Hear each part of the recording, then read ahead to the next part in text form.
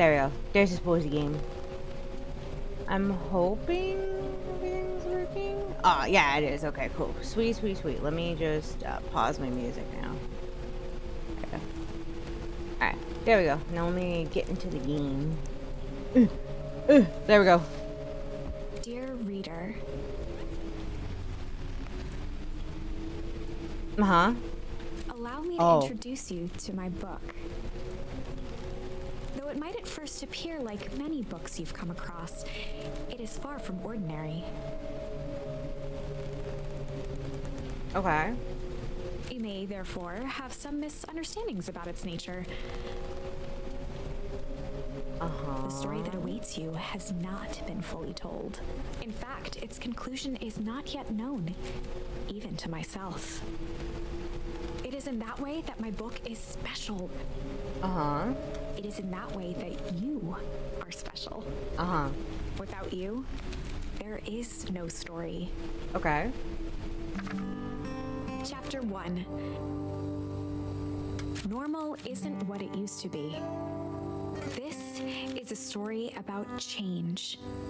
Nestled in a shallow valley is the town of Beacon Pines. Okay, okay. Far from the town square, across the river, past the neglected welcome sign, a young boy walks alone at dawn. His name is Luca Van Horn, and like you, dear reader, he's here for a reason. Okay.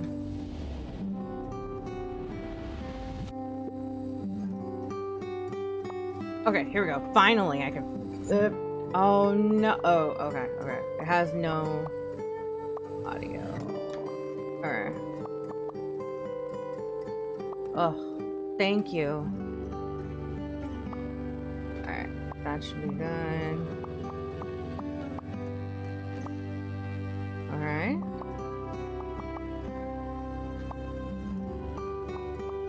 Not what I needed. Oh god. I didn't mean to do that. I didn't mean to do that. Whoops.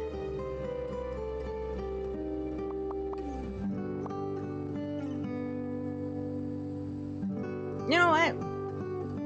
You know what? They say you can use a remote controller, and that's what I'm gonna do.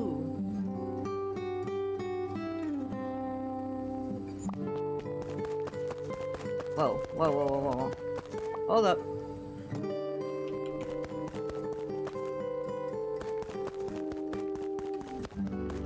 Six pulling out the controller. Yeah,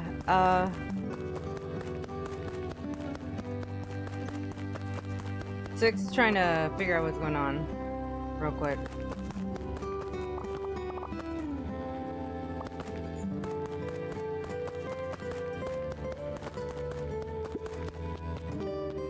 Okay, it's perpetually going in one way. Give me a sec. My controller being weird. I gotta check and see actually what controller it has. Properties. Sometimes I like to use controller. Sometimes I like to use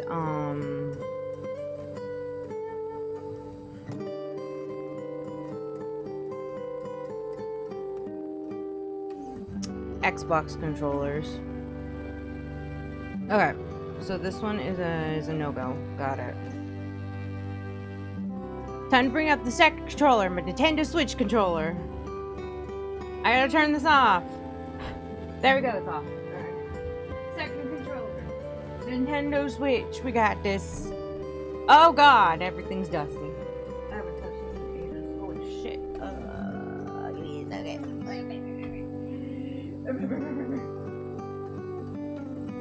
I didn't come prepared. I am sorry. It's more stuff. This is stuff money. More stuff.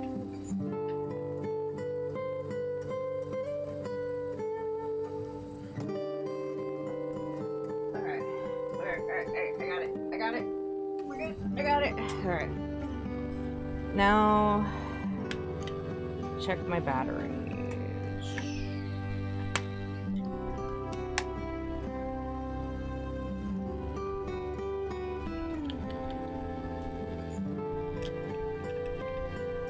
Batteries.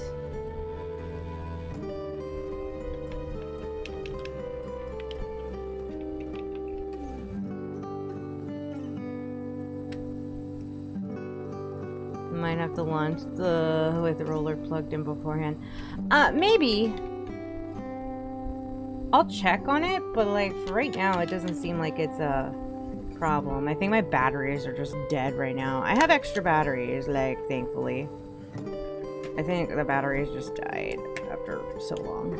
So let me go check and see if the batteries I have extra.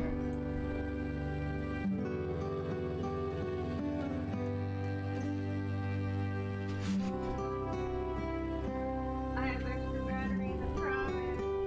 I'll get them. Getting them right now. I gotta look around. I know what vicinity they are in.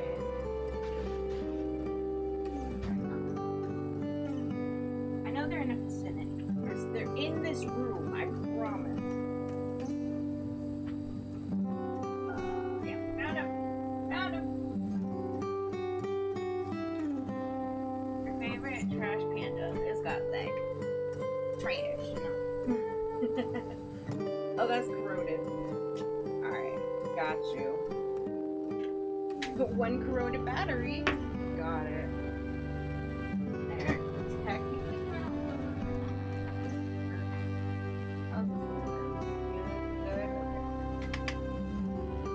Yep, batteries were dead. Batteries were dead. Let's go. Oh, I just sat on something.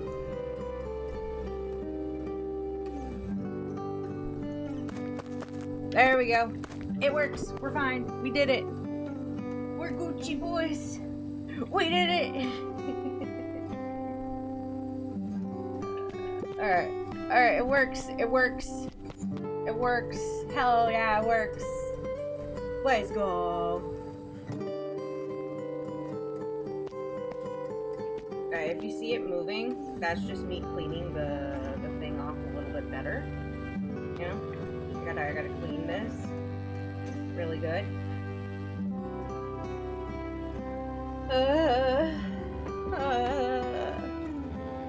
But we're good, Diener. It just doesn't take PlayStation controller. It's just it's PlayStation.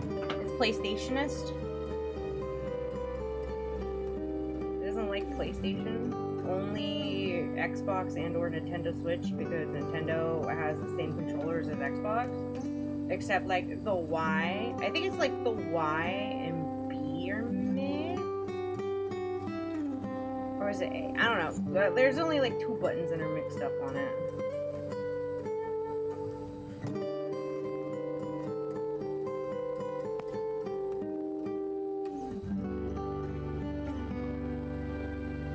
There we go.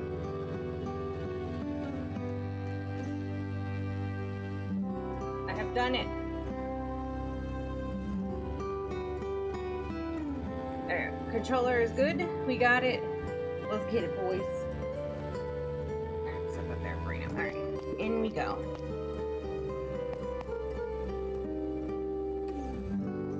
Oh, hey, Dad. Oh, no.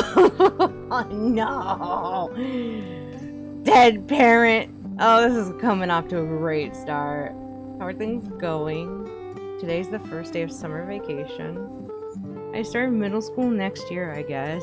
Yeah! Oh!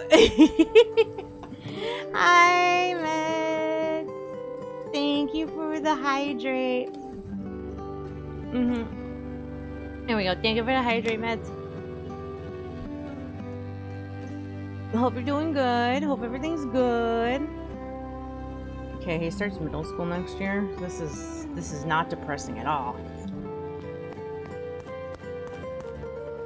I was 6 years old when you died. Man, this is really coming out with the dead parents. Like, straight up. It's been 6 years. Gee. Wait, so if he was 6 when he died, and see. So he's got to be like, hold on, like 6, 7, 8, 9, 10, 11. So he's 12. Yeah, so he's going to be starting middle school for sure. From here on out, you'll have been gone longer than you were here. Damn.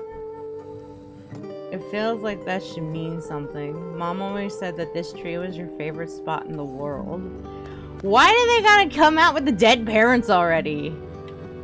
If this isn't some, like, protagonist origin story. I don't know what is. You're getting a milkshake? Ooh, what kind of milkshake? Me too. Who is this? Luca. Okay. Hey, Luca. I'll like find you here. Is this a cat? Luca's closest friend. Okay. He possessed many fine qualities, but subtlety was not one of them. Well, after I banged on your door till your gran answered, and after I checked the pond and climbed up the treehouse, then I knew I'd find you here. Rollo finally noticed the tears welling in his friend's eyes. Oh, okay, okay. Wait, so this guy has no father and mother? This is straight up like an origin story for a main protagonist. Oh, yeah, right. Oh. Uh-huh.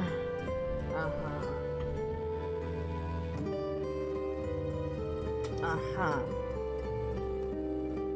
I see. Oh, yeah, right. You and your mom always did this on your dad's birthday. I must go. Okay, thank you for the headpats. See you later. Mom, okay. Where's his mom? Yeah, I didn't know if you were going to keep doing it now that your mom's gone. Oh, God, yep, mom's dead too. Why? Like, why? Why is your mom also dead? Like, bro. She's not gone. She's just missing. Oh my God, it's even worse. She's missing. Oh my God, it's even worse. What? What fucking? What? Yeah. Oh wait. Oh my God. Like what the fuck, man? First his dad dies, then his mom disappears. What's next? Is grandma gonna pass away too? Jeez, this poor kid.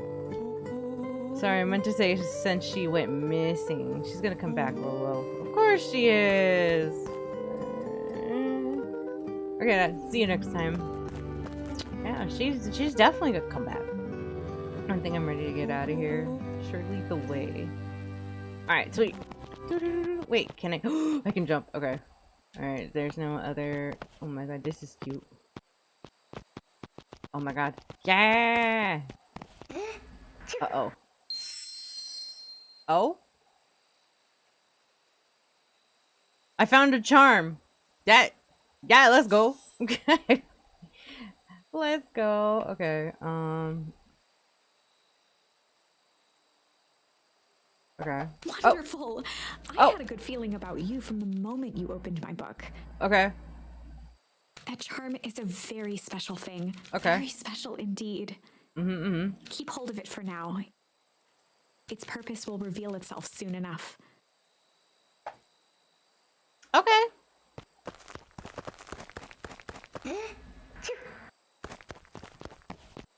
I have to. It is required by law that I have to get all of these things. Aw, come on.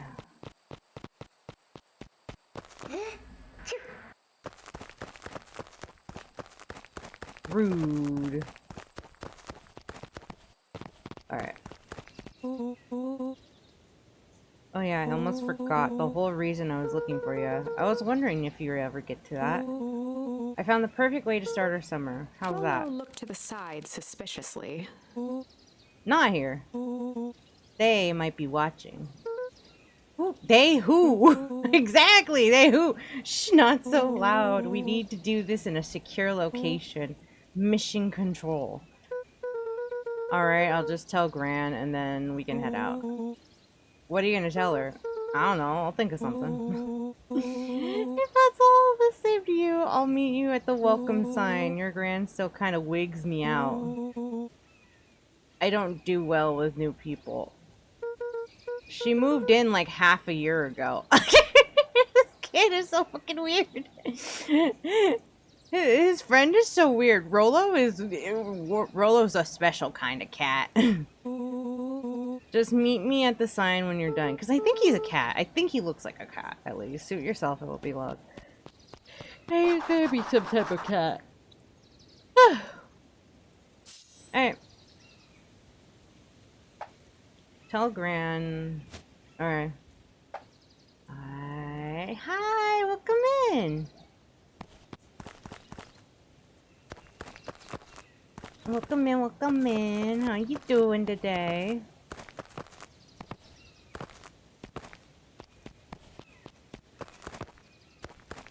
I'm exploring. I gotta find this.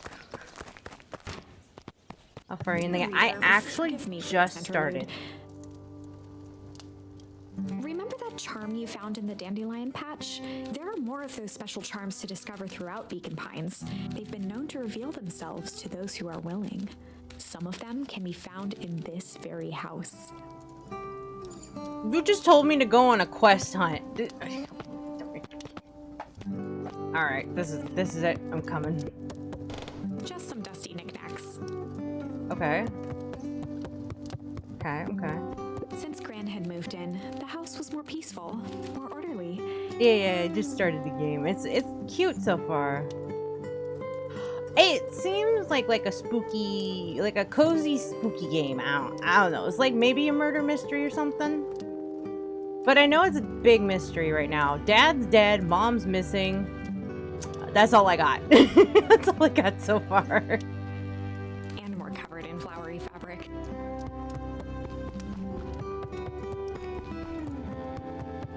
That's all I know. One of his father's old stethoscopes. Luca had spent countless hours listening to anything and everything with it. Not for years, though. Well, I think Dad was a doctor. Or of some medical variety ponder. Hey, there it is. Oh my god, he slides off. That's cute. Gran had already lit the fire. She kept a warm house, as if by grandmotherly obligation. Okay. Upstairs. Whoa. Okay, nope.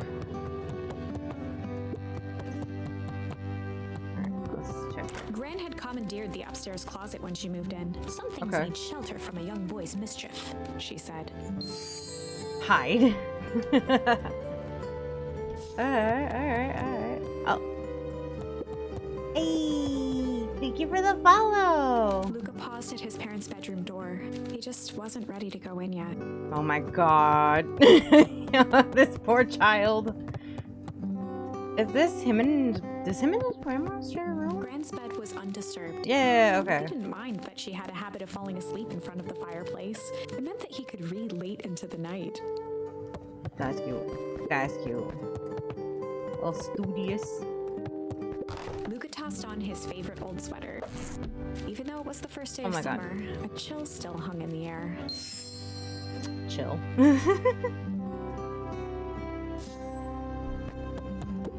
Gran's moving in meant that most of Luca's things had been crammed in the corner. Luca was somewhat annoyed by the situation. This poor kid. And I think that's all up here. Did you get the first step yet or no? I just started the game, so I don't know what that means. An array of prepared meals crowded the refrigerator, each labeled with the day of the week. Like, I just started. Like, intro started. A pair of dull scissors, a broken can opener, a mostly empty bottle of glue, and some loose string. Oh, junk. Nice. I don't think I have yet. Because I just started. I haven't even gotten into the actual storyline yet. The only piece of furniture Gran had brought when she moved in was an old hutch. Where is Grandma? I've been looking for Grandma, and she's, like, nowhere to be found. Grandma! Are you in the backyard? Oh my! This is quite exciting! I am now certain that you are the one I've been waiting for all these years. Okay. Grandma! You'll recall I was a bit coy regarding the use of charms earlier. Excuse me. I tend to have a flair for the dramatic. You are about to encounter your first turning point. Oh! There are certain times in this tale when everything hinges on a single word. Okay. Choices matter thingy. Step forth, dear reader. Choices matter. Let's Sturdy old go. wheelbarrow. Ooh. Young Luca would spend hours hiding in the bushes, waiting for a chance to jump out and startle his mother. She always enjoyed humoring him by feigning terror. Cute. A beginner's guide to gardening laid open on the bench. Okay, it was cute. He's cute. He's got like a little cute. Oh my god, Grandma! She's so adorable. And I'm gonna go hang out with Rolo for the day. See you later. Hold up now. Where are you, Rolo? No, oh no, we're special. The less Gran knew, the better for everyone involved. Oh? We're just gonna go blank for the day? Ponder, chill. We're gonna chill for the day. We're just gonna go chill for the day. The best lies are built on truth. The boys are always in a hurry to do nothing. We stick to what we're good at. We'll make sure you're done chilling in time for supper. Easy. Impressive. You've managed to navigate your first turning point without too much of a mess. That is the power of charms. A Okay. single word can change everything. I think it's time to introduce you to the Chronicle. Oh my god, the Chronicle. The Chronicle. The Chronicle is a record of the decisions you've made. Okay. You can see the turning point which has been revealed. Okay. At any time, you can use the Chronicle to go back and invoke different charms, creating new branches. Oh. Luckily for us, this is the one and only turning point where the charms won't dramatically alter fate. Okay. It's the perfect opportunity to experiment with rewriting things. A grand jury. That's cute.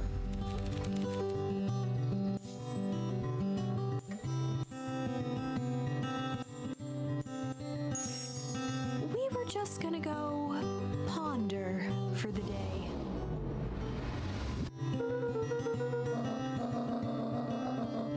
This was Luca's chance to sell his...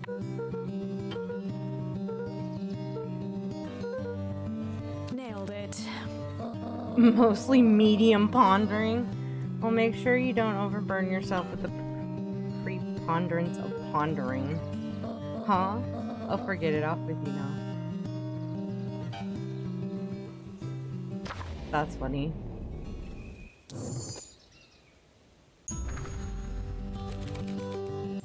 I'm just gonna go chill. We were just gonna go chill for the day. Okay. Slides are easy. Alright. I'm leaving. Bye, Grandma! Oh, and Luca. You and Rolo stay out of trouble. I know, I know. Get into trouble with Rolo. She said stay out of trouble, not get in trouble. Child. Alright, he went this way. There he is. Come on, come on. And there he goes. Dang it, Rolo. That's how I feel. That is how I feel with Rolo. You know the drill. Don't let anyone discover our secret path. You just moonwalk backwards. Chapter 2. Okay. Welcome to Beacon Pines. For many years, this valley had been a small mining outpost.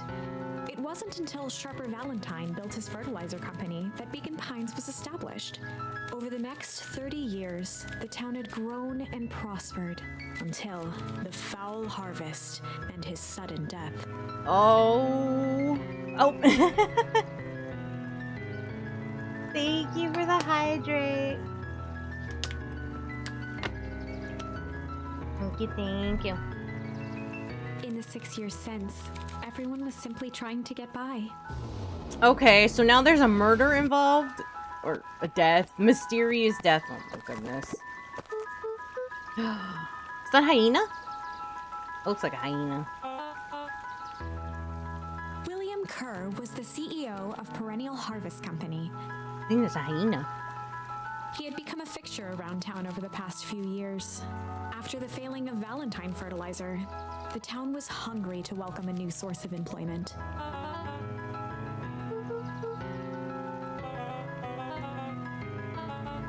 There's nothing more exciting than the town festival. The food, the music, the dancing. Sounds pretty alright. Your gosh dang it is. Oh my god. I'm looking forward to letting off some steam myself. Make sure to invite all your little friends. I couldn't keep Rolo away if I tried. Excellent. Sorry, Luca, I gotta get back to the proverbial grindstone. Our harvest awaits and all that. A hoe now? The left side's a little low. Alrighty. What about you? He's a dog! Sorry, young Mr. Van Horn, can't talk right now. Very busy with preparations. Augustus Valentine was not busy. Wait, so you're related to the other Valentine, or? Oh, sorry, Gus. How many times do I... It's Mayor Valen sigh. Flustered, Gus instinctively loosened his tie. Gus. Keep up the good work. I must briefly attend to a concerned citizen. Huh? It's nothing, keep at it. Alright, what can the mayor of Beacon Pines do for you today? Oh, just saying hi, I guess. Well, good day to you too, young Mr. Van Horn. Damn. Oh, wait. He's a cool kid. That's cute.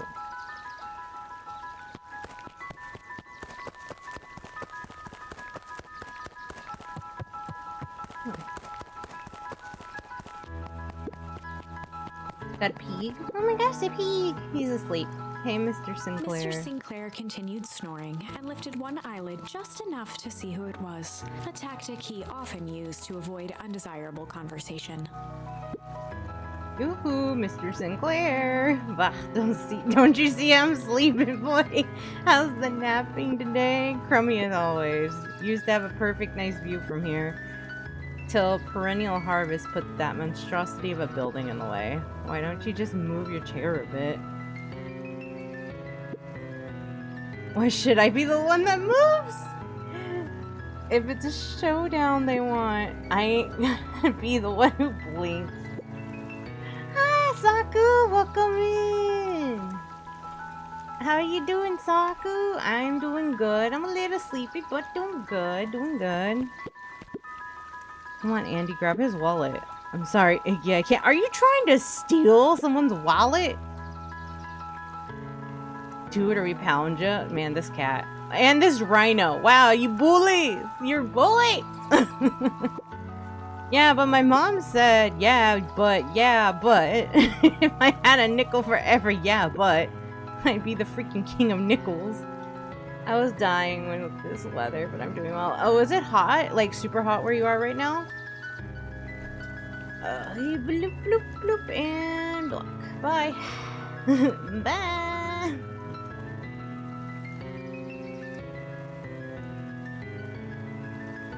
I know it's like, I don't know how warm it is actually. Maybe I'll check and see how warm it is where I'm at right now. Not too bad, but it's probably gonna get worse.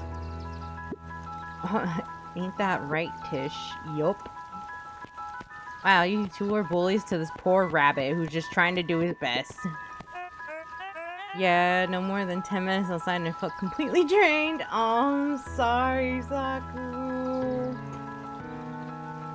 Trust me, I know the suffering. I know the struggles. Mr. Van Horn, do you have a moment? Oh my god, it's a red panda.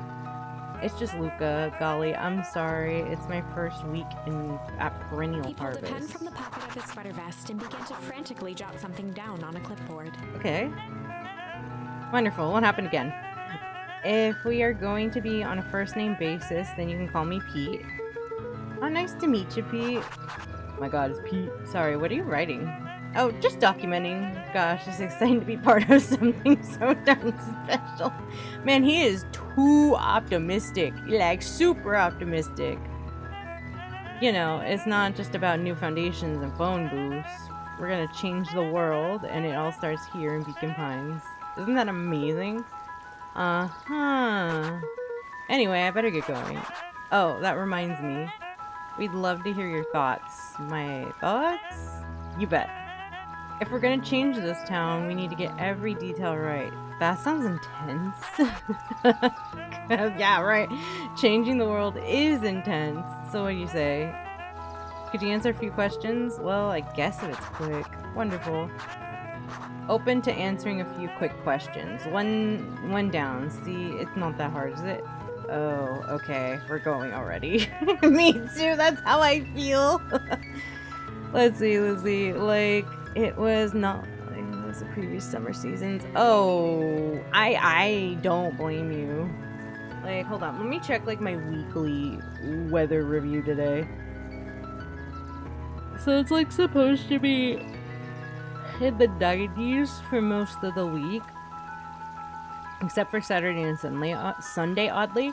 And then Thursday is supposed to be, like, 100 for me. And I'm like, ugh, summer. What is something you love about Beacon Pines? I never really thought about it before. Perfect. Okay. It's the only place I lived.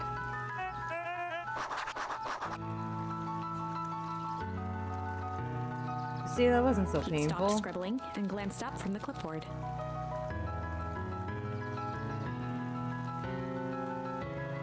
Pete, okay. Was it? I guess not. Huzzah. Our first 3 questions answered in record time. Are you literally writing everything down? Thank you so much for your time. I need to process these answers. We can save the rest of your thoughts for later, okay? Our harvest awaits. Pete! Pete, are you okay? You good, Pete? Just writing everything down? Yeah, everybody's busy. I go in. Oh my god, a dog! There's another dog. Jetson! Is the line playing any tunes today? No bites this morning, I'm afraid. Come to think of it, I can't remember the last time I reeled one in. But hey, it was never about the catch. This is where I come to think. Yeah, that's what my dad used to do here. That reminds me, if you ever want his chair back, I've taken to standing recently. Keeps me from falling asleep at the reel. If you don't mind, I think it should stay. Not at all. An empty chair makes for a great listener. Yesterday the weather was within tolerance, but today, question mark, I feel it. Anyways, are you gonna win today? I don't know. I don't know what I'm gonna win today. I don't know what's gonna happen. It's another one of your choices matter type game, which is hilarious. Whenever Luca saw his dad's chair by the it reminded him of the days they'd pack up a couple of sandwiches and fish until sundown. Oh my god, it's Danny! Hi, Danny! How you doing, Danny? And there's a reason you'll find out later why. Okay. Oh my god, it's his dad! Oh my god, it's me.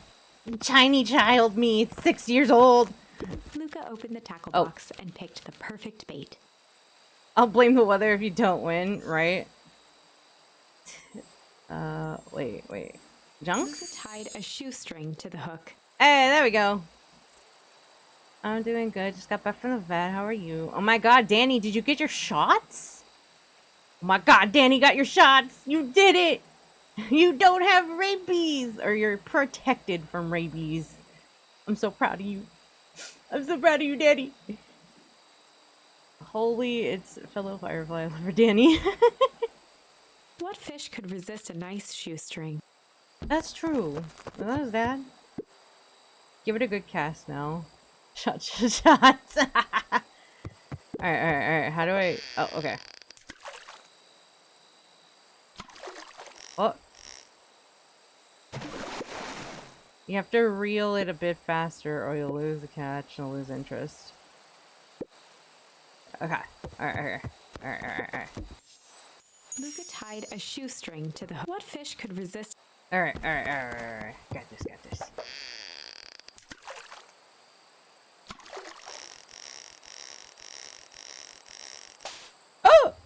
Well, easy there, Bucker. You don't know your own strength. Fuck! I'm trying my best. You're dead. Shoestring to the what fish could Alright. Try number 3.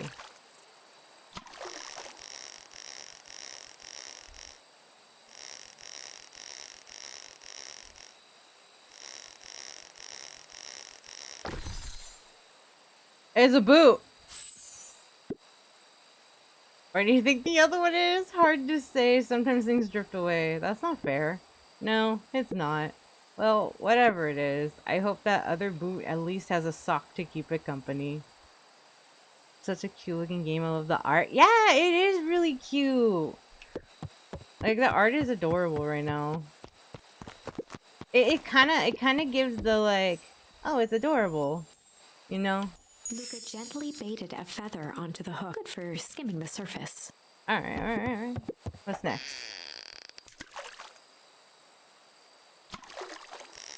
Oh, okay. Ooh. And reel. Okay. Go back and do this again. I got a ducky! Okay, well, I'll be switched. It's your old rubber ducky. You're just a little drooling ball of fur. When you lost that, I cried for days. I told you to turn up. Wow. I wonder if I can get more stuff. Luca gently good for skimming. Wonder if I can get something else. Tasty art. It's really good art, honestly. It gives the spooky vibes really well. But also, like, really cutesy vibes. It's a sposy. Like Deaner said, it's a sposy game. Okay. Same rubber ducky. Okay. I'm assuming I just go this way, right? Okay, yeah.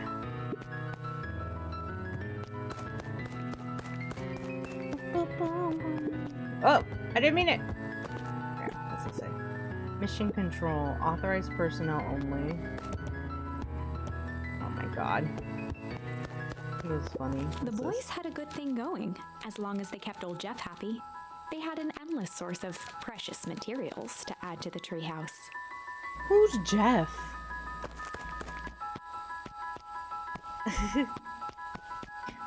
Thank you. I do want to be the sequel. Alright, but who's Jeff?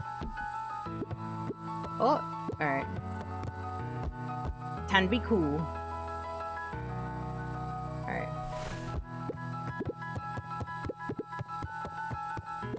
After Luca's father had passed, Rollo became obsessed with them building their own Hank atomic star scraper. It was some time before Luca realized it was Rollo's way of keeping him occupied.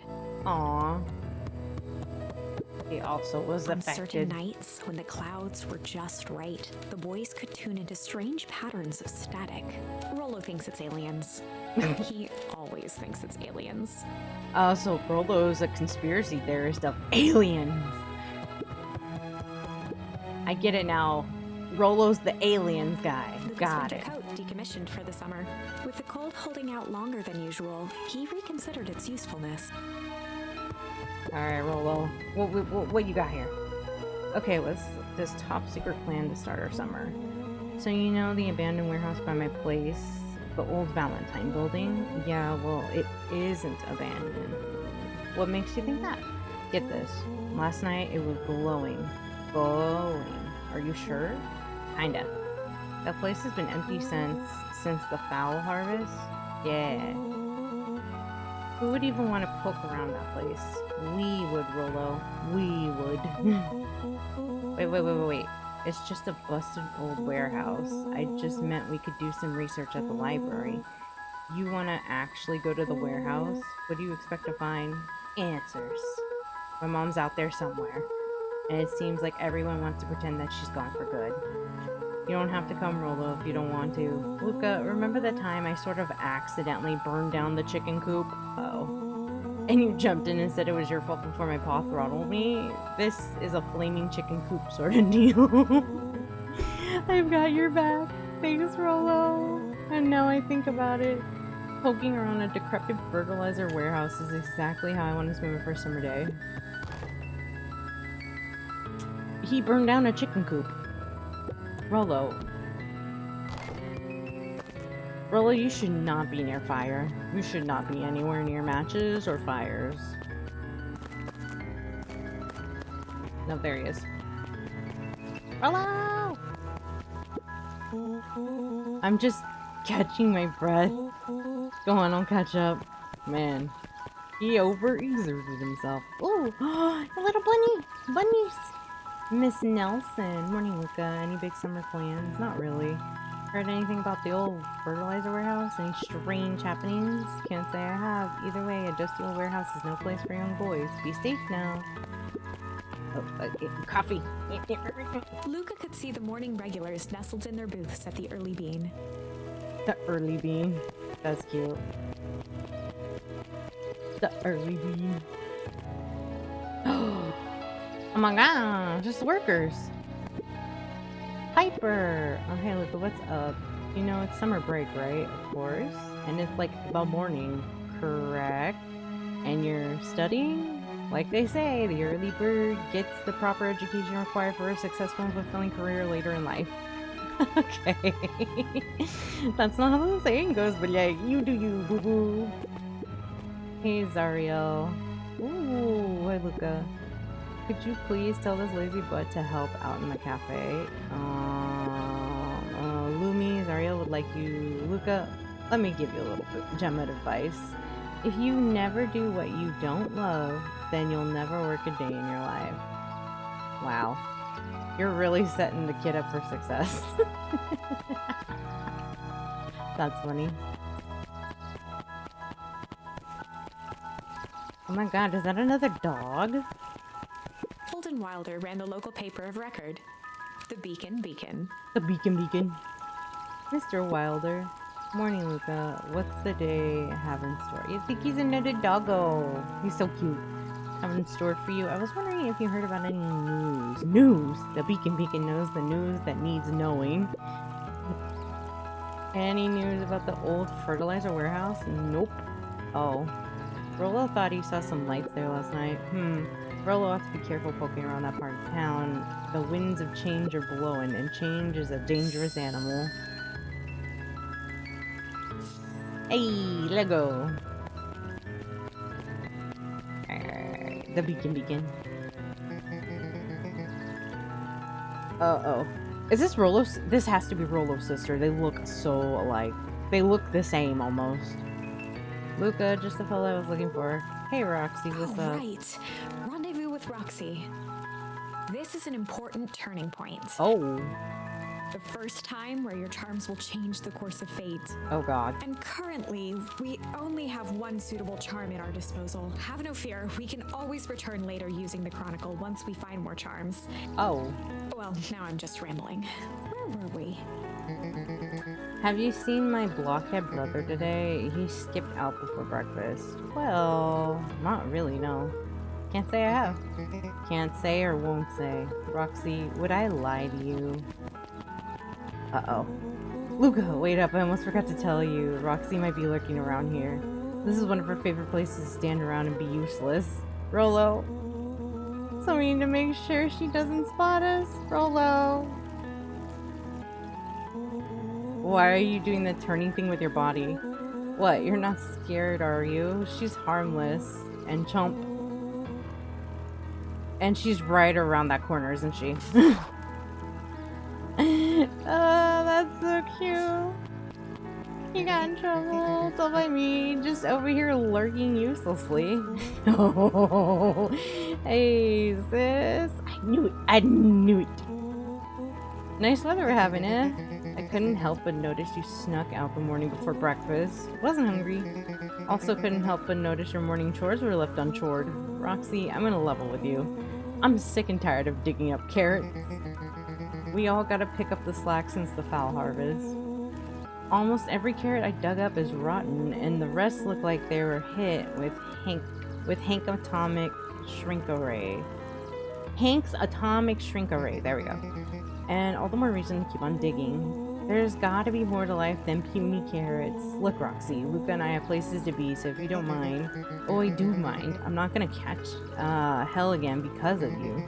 So either you march yourself home and harvest those carrots, or I'll haul you home myself. Rolo froze as Roxy took a step toward him, Oh cracking her knuckles. no. Luca knew he had one chance to save his friend from being dragged home. In the past, he found the best way to deal with an enraged Roxy was to be a little chill. In the past, he found the best way to deal with an enraged Roxy was to be a little chill. Well, that's the only one I have. Come on, Roxy. It's the first day of summer and sun shining, and we want to take it easy. There he goes. He's chilling. Let's leave tomorrow's problems for tomorrow. That's great and all, but Rolo's problems have a way of becoming my problems. And Pa always says tomorrow's work is best left for yesterday. Mark yourself, you big oaf. Aw, rats. I expect a full report about the Valentine place. A full report! Okie dokie. So, Fitz. What are you what are you up to this lovely day? Nope. Cool, cool. Damn, Fitz. She straight up just dunked him. Sharper Valentine, founder of Beacon Pines. Never underestimate what a great man can do given time. Sharper Valentine. A bit much, if you ask me. Indulgent. Alright. Oh, there's another person I didn't talk to yet. This lady here. Miss Hatch could often be found near the fountain, too absorbed in a book to be distracted. The two wandered down the wooden path, unaware of the danger ahead. Oh. Oh, this is getting good. Oh, no. Oh, I feel like that's foreshadowing. A little bat! Up at Dawn newsstand. Hey, Dawn. Sorry to wake ya. Yawn. My god, she's a little bat! That's so cute! No problem, comes with the Dawn job. had dreams of becoming a big-time reporter. At night, she searched for the story that could be her big break. By day, she hawked papers at the She's so newsstand. cute. What's up? Rolo said he saw something strange going on at the warehouse. You know anything about it? You might say I've heard some things. I'm working on a story about it right now. What's going on? Can't say quite yet. I still need to follow up on a few leads. Keep me in the loop, okay? Sure thing. Things seem to be quiet in town today. Yep, everyone's preparing for the festival. Should be back to normal tomorrow. Catch you then. Catch you then. Oh, and Luca? I'm really sorry I haven't been able to find out anything about your mom yet. I'm just grateful that you tried. I'm still keeping my ears up. Oh my god. I guess Mrs. Fratelli is getting ready for the Harvest Festival. Alright. Oh, he's got a friend looking for his mom. Ad start in 3 minutes. Solomon. Apologies for the time. Apologies, no time for chit chat. Oh, okay, bye, Solomon. See ya. Looks like the library hasn't opened yet. I'll check back later.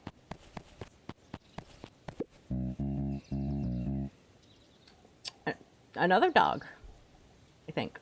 Luca, my boy, hold up a tick. Oh, hey, Mr. Nuncreed? I was just on my way to... I just sold the last jar of your grandmother's preserves.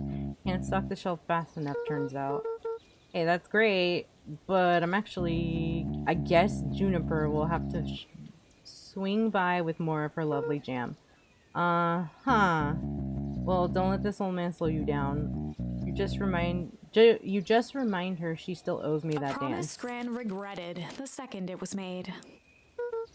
Will do. She's a fine woman, that Juniper. Oh my god, leave her alone.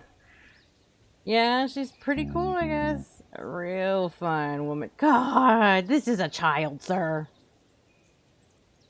Disgusting. This is disgusting. This is a child and this is his grandma. You freak. You're freak. Freak. Freak. Gotta go. Sweeter than any jam. Oh my god, I'm leaving. I'm leaving. Goodbye, sir. Goodbye. No. The phone booth was brand new. Part of Perennial Harvest's Beacon Pines Reborn initiative. It didn't see much use. I mean, if you don't gotta use a phone, don't use a phone. Is that a rabbit? Oh, hey, Luca. Hey, Joey. How's the big hunt going? Not great. Bugs have been shy this week. Bugs get shy? Oh, sure. Bugs aren't that different from people. Sometimes they just want to be left alone. If you're going into Weepwood, be careful where you step. No bug crunching. Got it. A Luca peeked beehive. up at the beehive. It appeared to be deserted. That's strange. Yeah, where are all the animals? Like, quote unquote, I guess bugs are animals here. Where are they? That's a little weird. That they're just slowly disappearing. Oh. After the foul harvest destroyed their wealth and reputation, the Valentines shuttered off their estate from the rest of town. Huh. The Valentine mansion loomed over every other building in town, both figuratively and literally. Damn. Oh! More stuff. Let's go.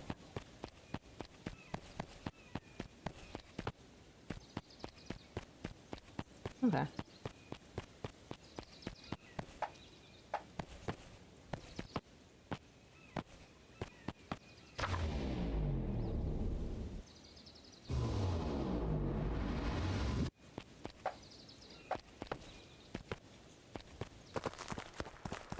Into the woods. The path led into a small hollow at the edge of Weepwood. Okay, no turning back now. Caution, electrified fence. Is that a new The sign? fence thrummed with a gentle electric buzz. Okay, so what would Rollo do if he Luca was often here? asked himself what Rollo would do, so that he could rule out that option. I'm definitely not touching that thing.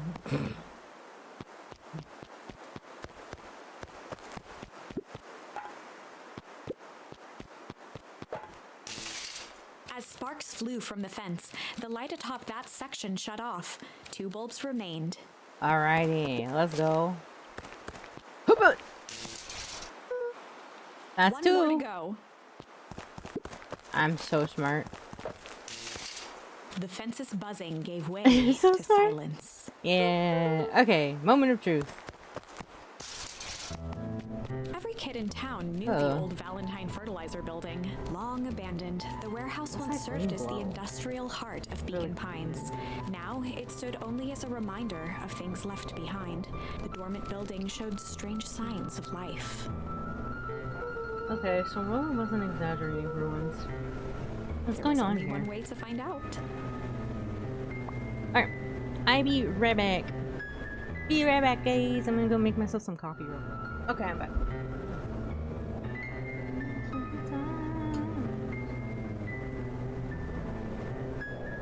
Alright. I'm back. I got myself some coffee. Because I was sitting here and I'm like, I'm still trying to wake up. I'm still trying to wake up, but like... We're good. I'm here, ready. Alright, let's resume. Ooh, that don't look good. What in the world? Hey, what's this? The hose emitted a subtle sound. It was actively draining some kind of liquid.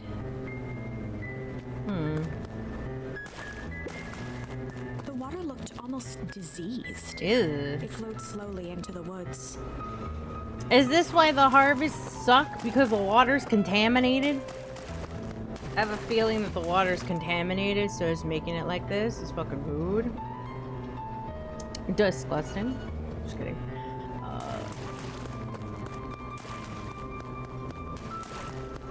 Yeah, the trees are also very weird looking, unless they're supposed to look like this. Investigate the warehouse. Okay. Locked. Luca thought he heard faint sounds coming from the other side of the door. He pressed his ear against the cold metal to hear better. A zipper? What The steps? sound of footsteps grew louder. Uh-oh. Hello? Is that a fucking... Is that a hazmat suit? Oh my god, it's a hazmat suit. Shit. Well. Damn. The heavy steel door knocked Luca to the ground. Disoriented, he looked up to see an imposing figure silhouetted in a green glow. It lunged toward him. Uh-oh. He tried to scramble away, but felt a gloved hand latch onto his ankle. Uh-oh. Luca watched his fingernails leave trails in the dirt as the hand slowly dragged him back through the door, into the lab, into the... This is a story about change? This is a story about change. It was far from the sort of change Luca imagined for himself. Shit. But change is, after all, a dangerous animal. The end? I probably should have warned you about this. What happened? I died? What happened? I got kidnapped? What happened? There are many paths that our story can take. Most will end in tragedy, but don't let that discourage you. Most will end in tragedy? What the hell? We will find the ending that this story deserves. I just know it. From here on out, Poor a charm Luca, will have man. a check mark when it's been used to its full potential at a given turning point. Now, let's try something different. Alright.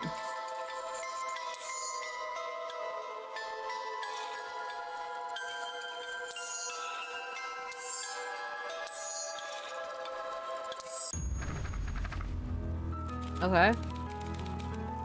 Was to be a little shit. In the past, he found the best way to deal with an enraged Roxy was to be a little shit.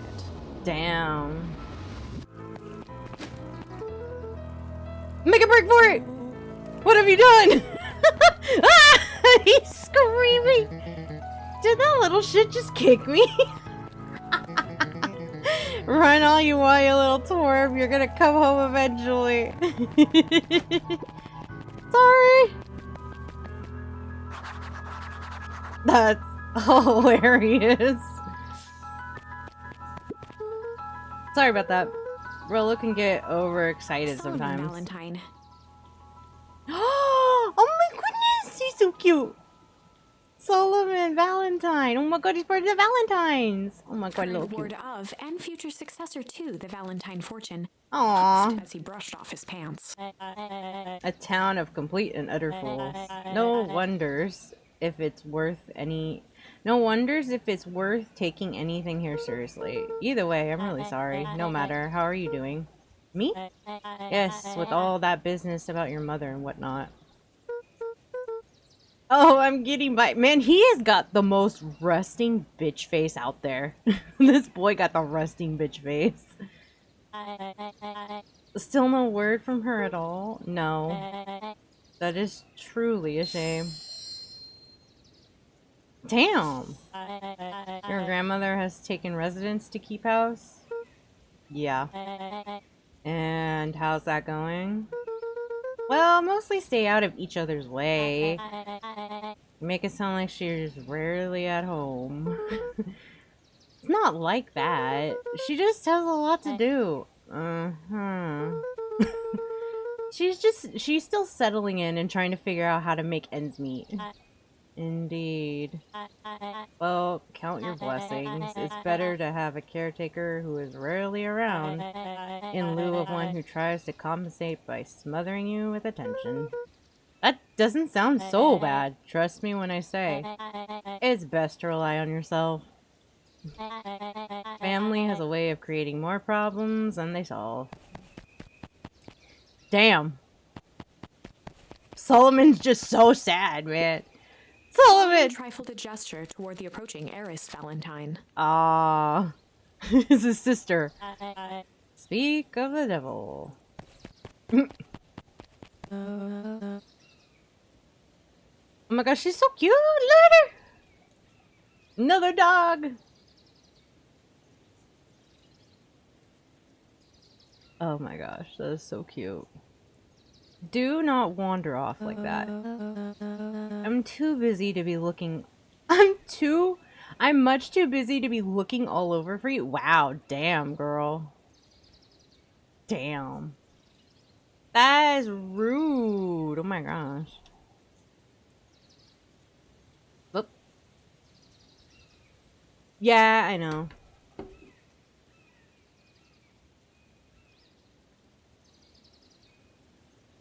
It's having its moment.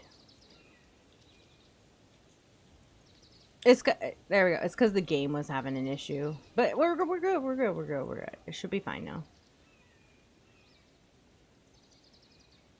Okay, it should be good now. There's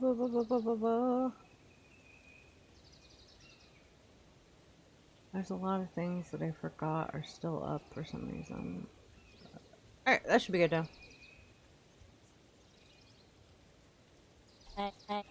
Apologies, Eris. I was just taking a stroll through town. Strolls are for commoners. Damn, you're a Valentine now. I want you to be present for the construction of the History Museum. The future of this town relies on its ability to remember our family's great past. Of course. Man, this poor kid. She's not even smothering him. She's just mean. Damn. So you got the same thing to say. Luca, my boy, hold up a tick. Sorry. Kinda hurry right now. Oh, thank God. Sigh. Boy's got too much of his father in him. Oh my gosh, thank you. I win. Little help. I am the champion. We were racing. Did that road get longer? Like anything ever changes around here. It seemed longer. You're just lightheaded from the run. You really need to pace yourself better next time. Not sure why I take advice from second place. Hey, that sign. Has that sign always been there? Wait, what? Caution, electrified fence. No, that's definitely new. Beepy. How are we gonna get around the electric fence? Don't worry, I got this.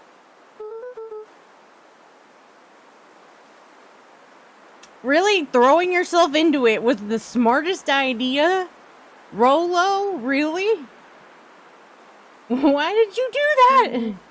Paul always says you can figure out what the plan was when you're done. Great. What now? Well, I did my part and established that touching the fence is bad. I'm sure you can handle it from here. I'll supervise. Thanks, Rolo. You're such a great friend.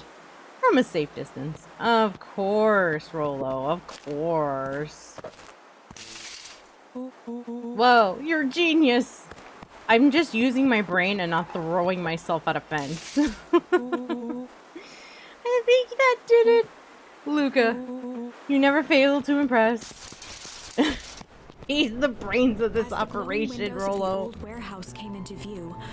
Rolo began to bounce excitedly. Check it out. Dang, Rolo, you weren't exaggerating for once. Was there any doubt? This definitely needs investigating. Good thing 2 ace detectives are on the case. This is bizarre. This is awesome. What the fuck? Rumble. Did you feel that? What? The excitement in the air? You bet your butt I did. Rolo, you're so dumb. Check out this bottle. That's not normal. And this hose. Aw, oh, man, the door's locked. Try harder. No dice. It won't budge. Oh well. This dumpster is new, right? I bet it's got stuff in it. I can't really see what's in here. Who did all of this? My nose is itching. I think I smell some treasure. Are you sure that isn't the hazardous waste? Just help me get in. Rolo, it would be my honor to throw you in the trash. That's beautiful. Oh, that's great. Come on, Lady Luck. So, what's in there? Let's see. There's a squishy bag of squish. Wow. A good inch of stagnant sludge. Your natural habitat. Wait, hold the phone. Hold 2 phones. Check these bad boys out. Are those walkie-talkies? Just like Hank Atomic communicators. Who's Hank Atomic? Is that like a video game or like a TV show for them? Do these actually work? Ground command to Hank Atomic. Hank, do you read me? This is Hank Atomic, ground command. You're coming in 5x5. How are your vitals reading out, Hank? It's getting a little stuffy in here. Requesting assistance from Yak. Help is on the way. I fucking love that. Oh, it's a comic. Okay. What was that? Someone's coming. Give me your hand. I'm trying. My hands are covered in squish. Shh, scoot over. I'm coming in.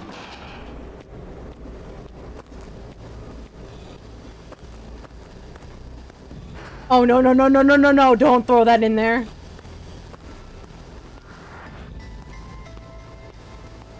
What the?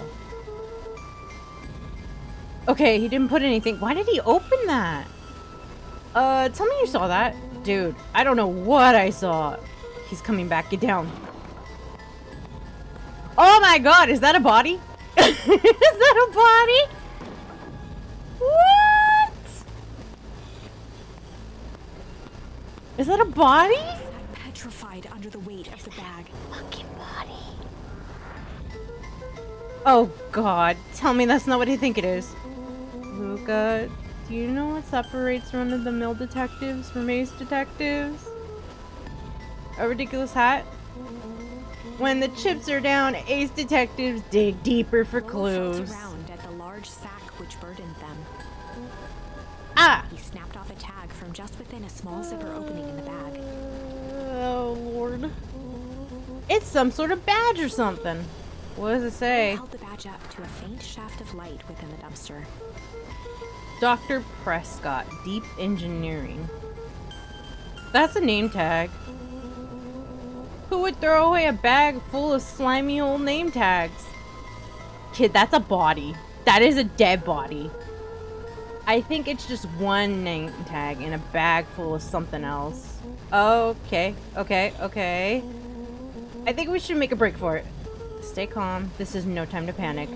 I'm not panicking! You're panicking! Rolo, calm down. You don't have to squeeze my hand so hard. Dude, I'm not holding your hand. Quit messing around. What other slime-colored hand would be in here?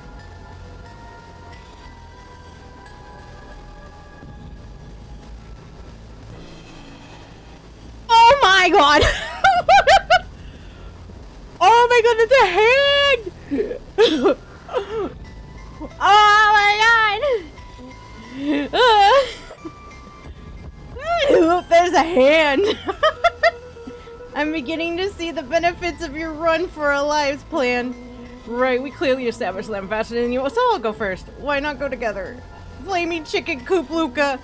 I'll make sure the coast is clear, or the coast is clear. After I go, count to 100. If you hear me yell, run. If you don't hear me yell, run. Actually, either way, haul ass. Rolo, I'll give you credit. You sure found an eventful way to start our summer. That's what I do. Well, here goes nothing. Lucas sat in the dark, tracking the sound of Rolo's footsteps as he ran. They found a dead body. 1, 2, 3. He pressed his ear to the dumpster wall, straining to hear Rolo's footsteps as they faded away.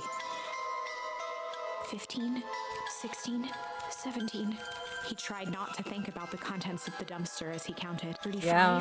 36, Uh-huh. 37. The thick stench made it hard to breathe. It's so good now. Oh my god. Like, I knew it was gonna be like a little mystery, like a spooky mystery. Now it's a murder mystery with like a conspiracy. This is awesome. Screw it, that's long enough. Luca carefully lifted the lid and peered. Nothing. No sign of Rollo. No sign of the man in the yellow. Time to haul ass. Luca clambered from the dumpster, stumbling to his knees. He was up like a shot and running, sprinting toward home as fast as he could. Run. Beacon Pines flew by, blurred by the tears that welled up in his eyes. He wouldn't remember getting home at all that night. Throwing his front door open, storming up the stairs to his room, and surrendering to sleep almost as abruptly as he hit his pillow. Chapter 3. Whoa.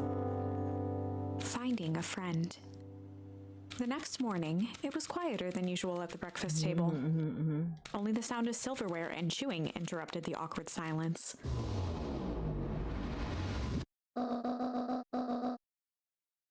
I finished jarring the mess of jam last night. So that'll need to be delivered in town today. Okay.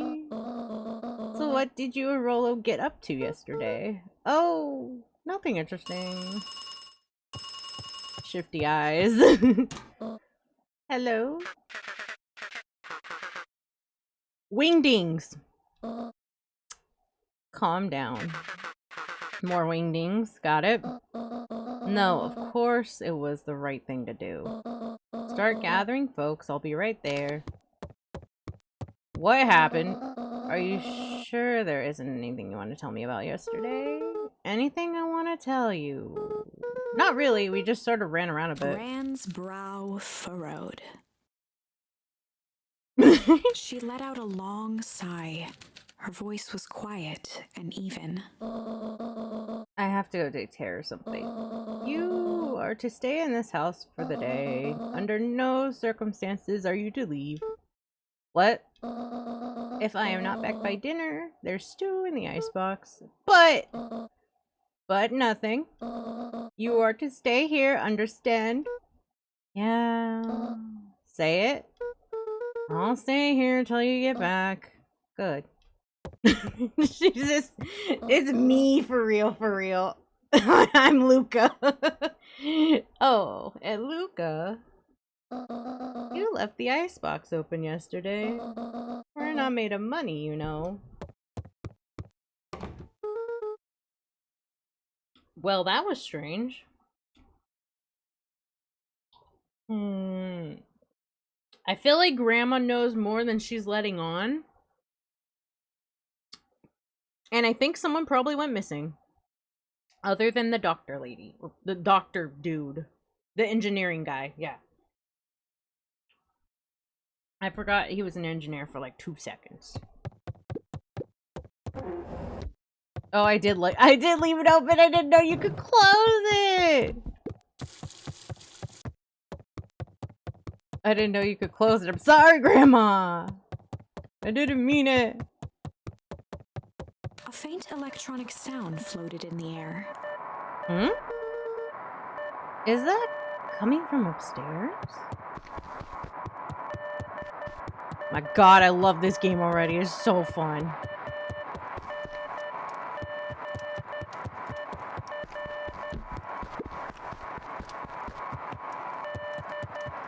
I'm coming, Morse code. Hello? Is anyone there?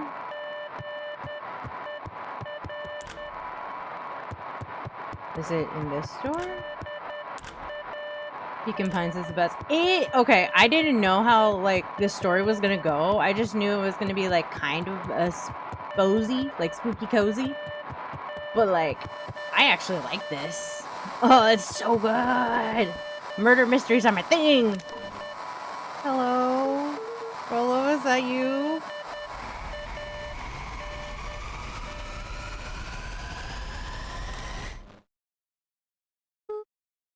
Over? Over? Strange. I don't know. Oh, okay. That's fine. What the fuck? Who's at my door? Get out of here. This is my house. Who's here? Oh my god, it's Rollo's sister. Oh, hey, Roxy. If this is about me, accidentally kicking you yesterday... Is Rollo here? No? Look at me, Luca. This is serious. Is Rollo here? No, I haven't seen him since yesterday. Rollo didn't come home last night. What? A pit formed in Luca's stomach. What happened to Rollo? He ran first! Where was the last place you saw him? We were playing around in Weepwood, and then it was late, and we went home. Weepwood, if he's alive, I am going to kill that little creep. Is there anything else? Anything he Luca's said? mouth felt dry. No, we were just messing around. Okay. I need to go let people know to check the woods. You stay out of trouble. Go see if he's hiding in the library or something. Luca could feel his heart beating in his throat. That's what the call was about? Rollo. Where are you? So that's what the call was about. Rollo went missing and Grandma was like, okay, Rollo, where the fuck did you go?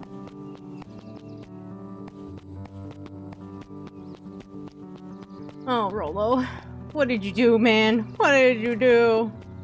The road leading to Beacon Pines was long and uninspiring. A sort of natural barrier for the impatient. Oh my god, is that a little fox? It's a little fox. Hey, Bert. Have you seen Rollo? Nope. I've been mostly taking to clipboards. They're setting up lots of stuff for the festival. This one said he had to process some answers. I told him that was fine. I'll wait right here till he gets back. Damn. Yep, okay, he's sleeping still. Okay, bye. Oh, this one's Pete. Howdy, Luca. Hello again, Pete. I'm not Pete, you silly goose. It's Toby. You could have fooled me. Well, hey, it's no problemo. The important thing, we love to hear your thoughts. Yeah, I'm getting that impression. We're all part of something special, Luca. And it's all stars. Right here in Beacon Pines. I got it. Toby looked up from the clipboard excitedly. Fucking Toby. That's right. So how about you start by telling me, look, no offense, but I got my own stuff to take care of. Aw, you joker. We're all part of this together. Let us know when you're free to answer a few questions. Wow. Toby! We really need to get back to work. Just a couple more minutes. If Roxy said she'd be here, then she'd be here. Just don't see why I'm standing around, doing nothing, and waiting for Roxy. When I could be standing around, doing nothing, and getting paid for it. Come on, Lumi, Roxy needs our help. Yeah, well, good intentions don't qualify as legal tender. My parents won't listen. No offense, but isn't Rollo always getting into trouble? Something feels different this time. What can we do to help? We need to check where the adults aren't. So I guess it's up to us to check Weepwood. Our shift doesn't end for another couple of hours. We could spend the time making posters. That would be great. I guess. Right. Fitz and I will check Weepwood. We'll be back later to pick up the posters. I think my dad has a map of Weepwood. Let's swing by my house and grab it before we head out.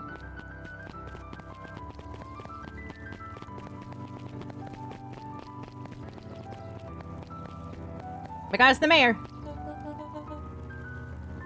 What's this about a missing child? Oh my God, it's a mouse? It's a mouse and a ferret? That's cute. That is cute. I'm trying to guess they're the animals. I'm trying my best. I must stress that situation is completely under control.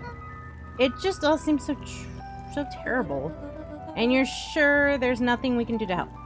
Nonsense, young Nonsense, young Mr. Cotter will turn up safe and sound, and I'm certain. God, I can't read. You just focus on settling in. I trust my sister has supplied you with suitable lodging. Oh yes, Miss Valentine has been more than accommodating. You were just telling our daughter, Beck, that... No, where is she off to? Oh my god, they're together? She's so cute! Oh my god, they're together and they have a daughter? That's awesome! This is so cute. My god. His eyes went wide in disbelief. What do you mean, vanished? That's impossible. Oh my. Doesn't even see the danger he's in. I feel like this lady is foreshadowing things, or at least telling you before or after what's happened. She's a psychic without knowing she's a psychic. Hey, Dawn. Yawn. Is this true about Rollo? Yeah, he didn't come home last night. I wonder if it's connected. Connected to what? I was checking in on reports about increased activity around town. What sort of activity? Windowless trucks, mechanical noises, strange lights, your typical shady stuff. Who would be doing all that and why? Well, I have a few leads. The Valentine's family is always suspicious. Perennial Harvest certainly has the resources. Do you have any idea where Rollo could be? The best place to start looking is where the trail went cold. Where did you last see him? We were in Wheatwood, right by Valentine's fertilizer. I'll check out Wheatwood when my shift ends. I'll do my best to work at night. Good job, girl.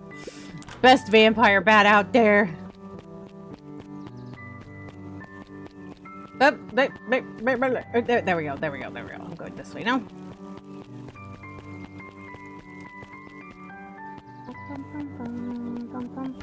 Ooh!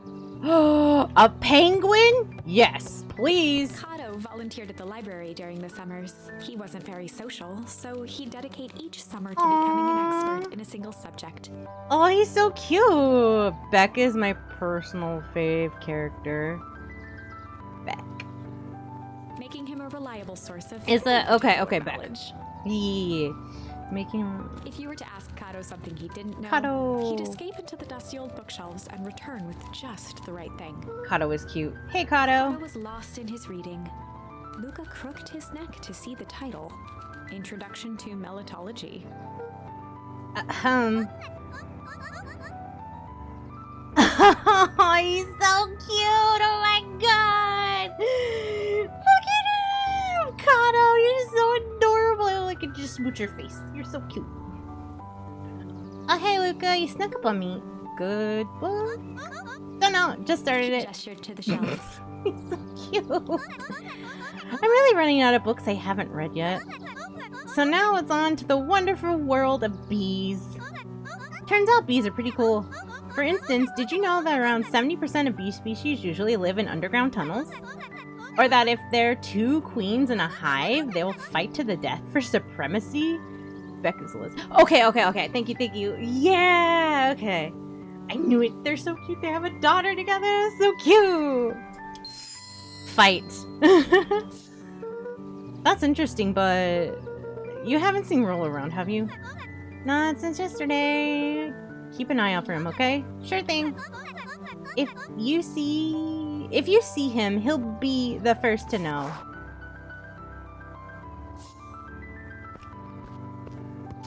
That was a pun. That was a pun of all puns. Jace. Oh, hey, Luca. Did Rollo come by? No. I was actually surprised. He's usually here early on days when a new issue drops. Rollo's the biggest Hank Atomic fan I know, besides myself, that is. Well, if he does swing by, tell him to meet me you know where. I don't know where. No, he knows where. Oh.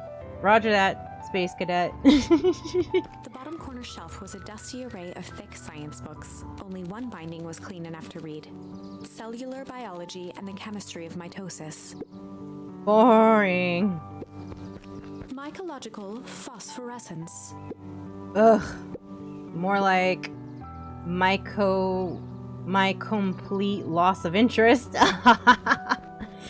My god, that's so funny and dumb at the same time. The entire top level of the library was devoted to comics, most of which were Hank Atomic and the myriad of lesser revered spin-offs. Dang. Lesser revered spin-offs, I see. New additions. There were rarely any actual new additions, simply a variety of existing content rotated into the front display each week. Not fooling anyone. Then you get some new books. Cobs I've eaten. A salad-centric travel guide for the mildly adventurous. Yuck. Talking about salads. Seashore's simple succulent sundries. Luca brushed off a smudge of dust. Or maybe it was flour. 30 recipes so easy you'll doubt it's even edible. Succulent. Oh yeah. Let's go. Peek behind the curtain. The methods and ruminations of Patrick C. Montesquieu. Montesquieu. One of the greatest acting minds of our time. By Patrick C. Montesquieu. Oof. Oof. Oof is right. This guy is so in on himself. What sort of monster puts candy behind a locked door? Oh my god, they're so cute! I love them! They're a little, like, I think they're like a wolf, maybe? Wolf or fox? Oh yeah, Mr. Nuncreed works weird hours sometimes. Of course he does. How about you? When do I work? No, what's your name? Luca Van Horn. You new here? Yep, not by choice. His family moved often, giving her little time to establish any real connections. She's so cute! Oh, she's a cat? Okay. She would tell you she prefers it that way. I'm looking for my friend Rollo. He didn't come home last night, so he's missing. Guess so. Like, missing? Does that sort of thing happen a lot around Luca here? shifted his feet uncomfortably. Well, that sucks. Yeah. So I should probably get going. Okay. Hey, wait up. What? Beck pulled a coin from her pocket. She's leaving it to the luck of the draw. Come in with you. What? So says the unlucky penny. Unlucky. Yep, well, technically I landed on heads. Leave this kid to find his friend alone. But I always do the opposite. Oh, it's kind of like me and Rollo. I guess Rollo is my unlucky penny. That settles it. A person should never be without their unlucky penny. Let's go find him. Aww. Name's Beck. Pleasure to meet you, Beck. I suppose I could use some help. Try to keep up. That's cute. Joey, have you seen Rollo around? No, sorry, Luca. I had my eyes in the dirt looking for beetles. Can't seem to find any. Never came home last night. Do you think it's because it's been colder than normal? I don't see why that would have anything to do with Rollo. No, the beetles! Do you think the temperature confused their circadian rhythm or something? Who's to say? I'm no beetologist. Just keep an eye out for him, would ya? Of course.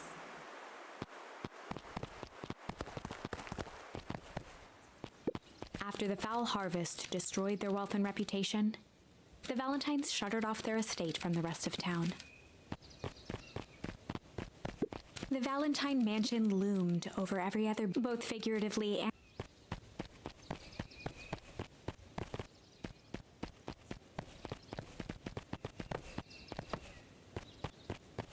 Okay. Just checking. Rollo! Rollo, where are you? Rollo! Where the fuck did you go, you crazy bastard? Oh, what? That wasn't there yesterday. I don't like that. Dang, they boarded up the way in.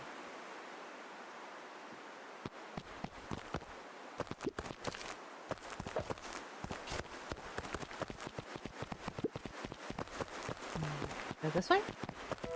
Whoa! Oh, boy. Oh, that's not good. Luca felt a chill as he approached Beck. Her eyes were locked on the strange green liquid.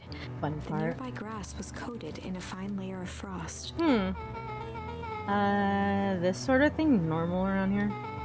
Because puddles of glowing ooze are definitely not what I expected for this place. I have no idea what this stuff is. Well, the next obvious step is science. And what does science suggest? Poke it with a stick! Luca watched as Beck dipped a broken I mean, that's tree true. branch Poke it into with a the stick. Beck's eyes widened as flowers Whoa. grew from the dead wood. First small buds, Whoa. which quickly bloomed into vibrant petals. What the? Cool. As quickly as they had grown, the flowers began to shrivel and turn gray. Oh. Beck dropped the stick with a grunt of disgust. Okay. So, the science tells us this gunk is weird as hell. Yeah, it seems dangerous. Oh my god, it's the bullies! Oh, it's the little muskrat! He's a mouse! The little muskrat! Hey, Tish, look what the cat dragged in. Yup. Oh my god, she's a rhino. They're both bullies! I don't have time for this right now, Iggy. Aw, don't say things that... don't say things like that. It hurts Tish's feelings. You always assumed he was a chipmunk? Chipmunks have bigger tails. His is more rat-like, since it's, like, tiny. And he could be like a field mouse or something. Plus he has 2 buck teeth, but also chipmunks have that. But I'm thinking he's a field mouse. Ain't that right, Tish? Yup. Tish is one of many words I'd see, it seems. She looks fine to me. Why, hello! I don't think we've been properly introduced. Iggy's the name. This is my compatriot Tish. Yup. You've probably heard of us. Can't say I have. I'll forgive you just this once on account of you being new around here. Why would you hang out with this dud? Surprise Pikachu face. Oh, he seems pretty alright. Iggy, why do you have to be so... you? Has he even told you that his parents skipped out on him? Shut up.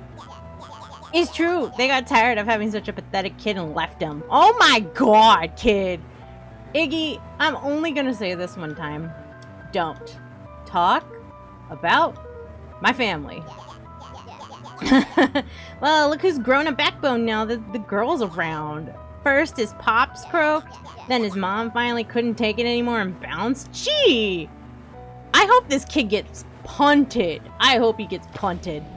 Like the I hope this kid gets punted. Luca, his sneer lit by the glowing puddle. Beck could see tears welling in Luca's eyes, his fists clenched. Punch him, Luca. He deserves it. Some things about Beacon Pines were very different from the city. But a bully from a hayseed town is really no different from a city bully. Beck took a deep breath and thought. Well, time to bust out the... strange. Well, time to Let's go bust out back. the strange. Alright, Luca. Looks like you need a little mud bath. What's wrong with you, new kid? We're about to pound your friend. Beck stared in silence, the only sign of life being the twitch of an eye. It's weird when people don't talk. Yup. Stop being a weirdo. Hello? Are you some kind of wackadoo? Makes sense. Wackadoos travel in packs. Dud. At the sight of Iggy taunting Beck, something in Luca snapped. Iggy's smirk shifted to a look of shock as Luca launched himself into his stomach. Let's go, Luca! Fight! Oh, he pushed him in the... Oh, no! Uh-oh! Uh-oh. You jerk! My clothes are ruined. I'm gonna... Iggy's voice began to slur as he struggled to get up.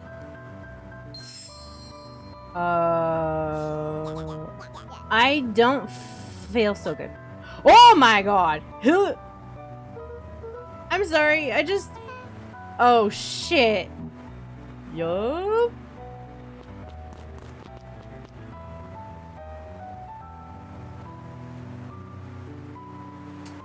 I'm gonna say the kid got what he got, but like, holy shit. That was intense. Iki's gonna be okay, right? Nothing about this seems okay. Person at the warehouse. This strange ooze and what it did to Iggy. Was Rollo caught up in all of this? We have to find Rollo. You took the words right out of my mouth. It won't let me go in. Smart. Honestly, I was gonna try. Property of Valentine Fertilizer Company. It looks old. Ooh, that's no bueno. Alright, time to go around. Continuously. Okay, well. I can't go that way. I guess I go that. Oh! Whoa there, little buddies. You startled me. What in the dickens are you up to in this part of town? We were just helping look for Rollo. Oh, haven't you heard the good news? Rollo showed up safe and sound a bit ago. Really? So where was he? It's funny, really. He just got a little turned around the woods. They can be disorienting, you know. I'm starting to get that impression. Rollo's at his house now, getting some well-deserved rest. Whoa, that's a relief. You two should scurry along before you get lost yourselves. Yeah, come on, Beck. Can't wait to introduce you to Rollo. Oh, that reminds me. Luca, your grandmother was looking for you. She was worried sick. You should march straight home, I guess. Beck, your folks might be worried too. I'll walk you home. I need to talk with Nellie about work anyways. Glanced toward Luca. I guess all's well that ends well. I'll introduce you to Rollo tomorrow. Sure. Glad he's okay. I still love the fact that he shoved him into the gunk. Was safe. I don't think Rollo's safe. A wave of relief washed over Luca. I don't think he's safe. Which was quickly replaced by a sense of dread. Gran is going to kill me. I mean... If he hurried, he might just make it home before sundown. Chapter 4. Our harvest awaits. Luca took a deep breath and gingerly opened the door, steeling himself for Gran's wrath. Uh-oh. Gran? I'm home. Everything's fine. Gran? Gran? I know I wasn't supposed to go anywhere. I was just helping look for Rollo. Okay. Nope, she's not out here. Maybe she's upstairs. Gran? Roxy came over. She was worried about him. So I figured you wouldn't mind if I helped look for him. Turns out Rollo's safe and sound.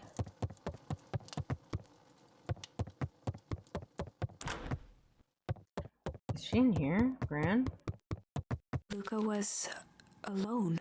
The house was empty. So Gran's not back yet? I guess that's a good thing.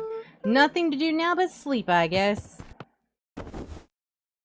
He just face plants. Sitting by the pond, listening to small waves lap against a rock. Just face planted His into father the ground. sat in a folding chair in front of him. Without turning, he spoke. Why don't you grab me some nice bait? Sure thing, Dad.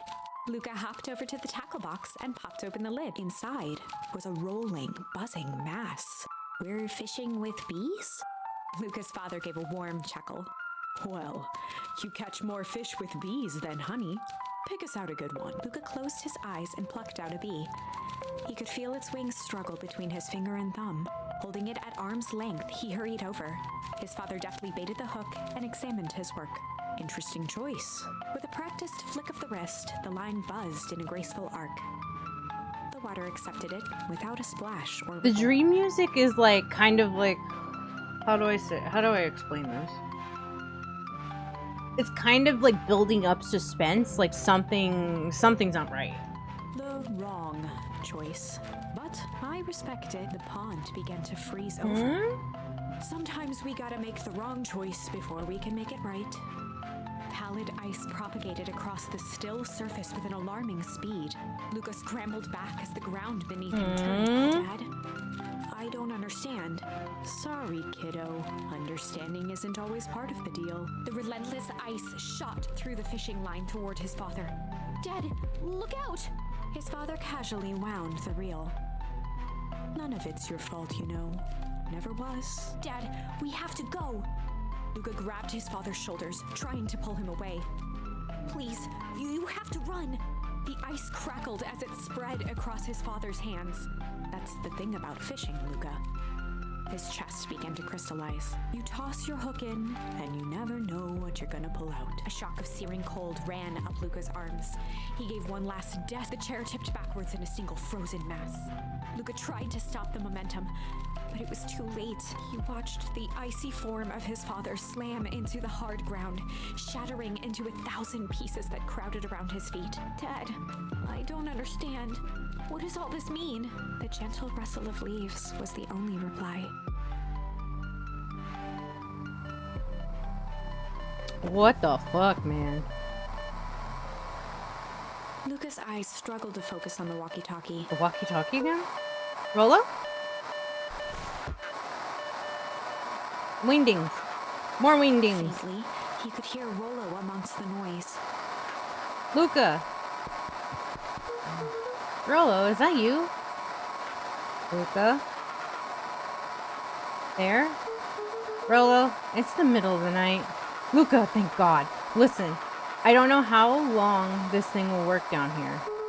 Down here? Rollo's voice was coming through more clearly now, but some words were still just static. Listen to me. Someone grabbed me yesterday. Wait, the man in the hazmat suit? It was Blink. It was Wingdings took me to some sort of Blink. I think I'm underground. Underground? Are you okay? Kinda. They seem more interested in, for now, and at least Mr. Kerr said you made it home, back home safe and sound. Kerr? No! Trust. He's... Hold on, someone's coming. The signal went silent. Rolo? Rolo, where are Luca you? held still, waiting for a response. His pounding heartbeat marking the passage of time. Okay, I think they're gone. Getting worse. I can barely hear you. Rolo's voice began to fade. Losing signal. Not much time. Mission control. You need to. The treehouse. The treehouse! With that, the signal died for good. What was he trying to say about the treehouse? What's at the treehouse? The antenna! That's what he wants me to use the antenna in the treehouse to get a better signal. Rolo, you are a genius. Luca grabbed the walkie-talkie and sprinted to the treehouse. Let's go! Hook up the walkie-talkie to the radio in the treehouse. Let's go. Luca heard a group of footsteps approaching. He dashed behind the bushes to avoid being spotted. Grandma. The town? A couple of peoples? So, we all understand our roles? You can count on me. I still think we need more time. This wasn't the original Mr. plan. Tolliver paused, shifting his eyes to one side. We're all in danger now. I, for one, refuse to sit idly by while the danger persists. Refuse!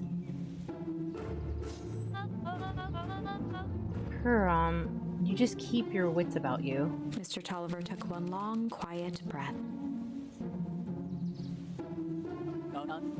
You're right. You can count on me. I just wish we could have made the deal with Eris Valentine. Her resources would still come in handy. As I said, I had no time to contact her after your call this morning. Plans change. How's Luca holding up? He's fine. We shouldn't lose sight of the fact that this is all... I know very well of what all this is for. We have no choice. Operation Sparkplug has a new objective. We are in agreement? The three shared a determined look. Suspicious. Good. We'll reconvene after the festival.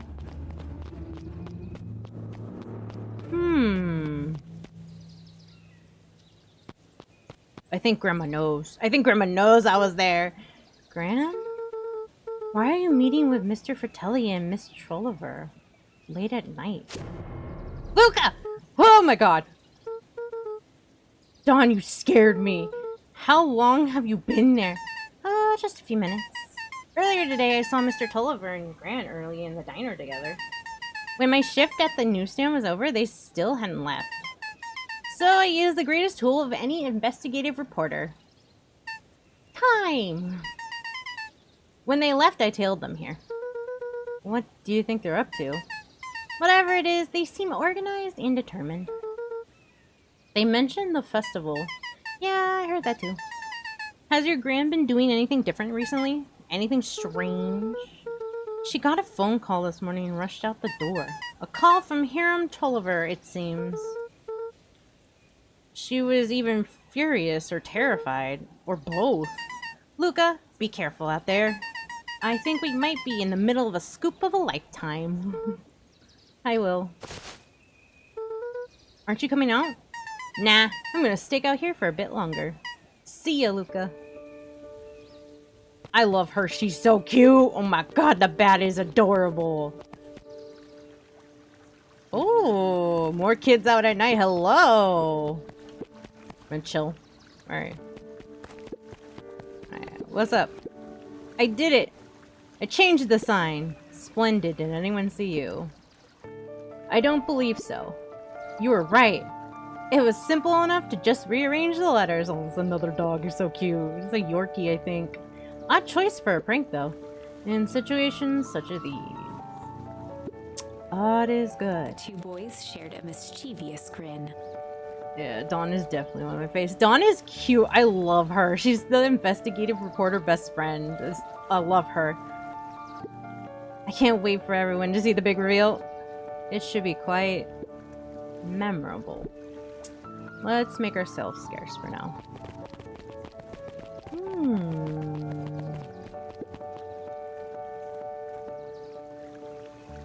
Harvest Festival? It looks like they switched the A to something, maybe. I better hurry up to the treehouse. Oh, it's the wrong way. Right. I'm going the wrong way. Run into the treehouse. Nope. To the treehouse. Here it is. Alright. Rolo? Rolo, are you there? I'm at the treehouse now, Rolo. Mr. Kerr said you were alright. What's happened out there? Dang it, Rolo, where are you?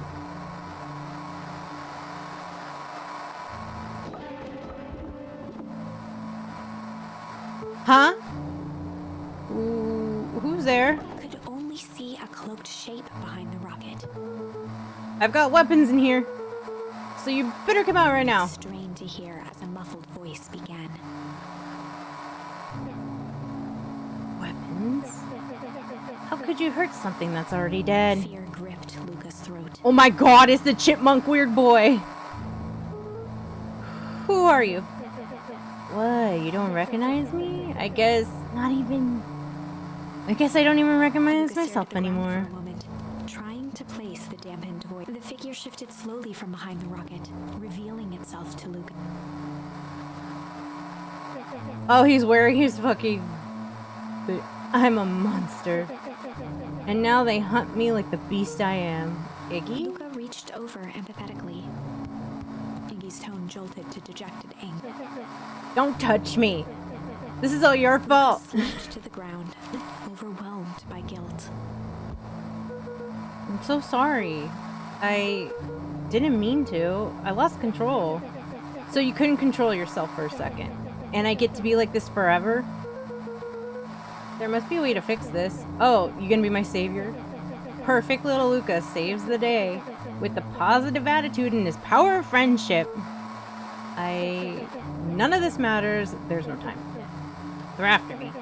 They'll chase me all through Weepwood. I only came in here to hide. Hide from who? Who's after you? Luca! Luca! Rollo! It's not safe, Luca. Rollo, where are you? The treehouse. I'm at the treehouse, Rollo. Where are you? No, Luca, the treehouse isn't safe. They said they were going to the treehouse. I was trying to tell you to stay away from the treehouse. Who said they're going to the treehouse? The clipboards! What did I tell you? Those perennial harvest wackadoos are after me.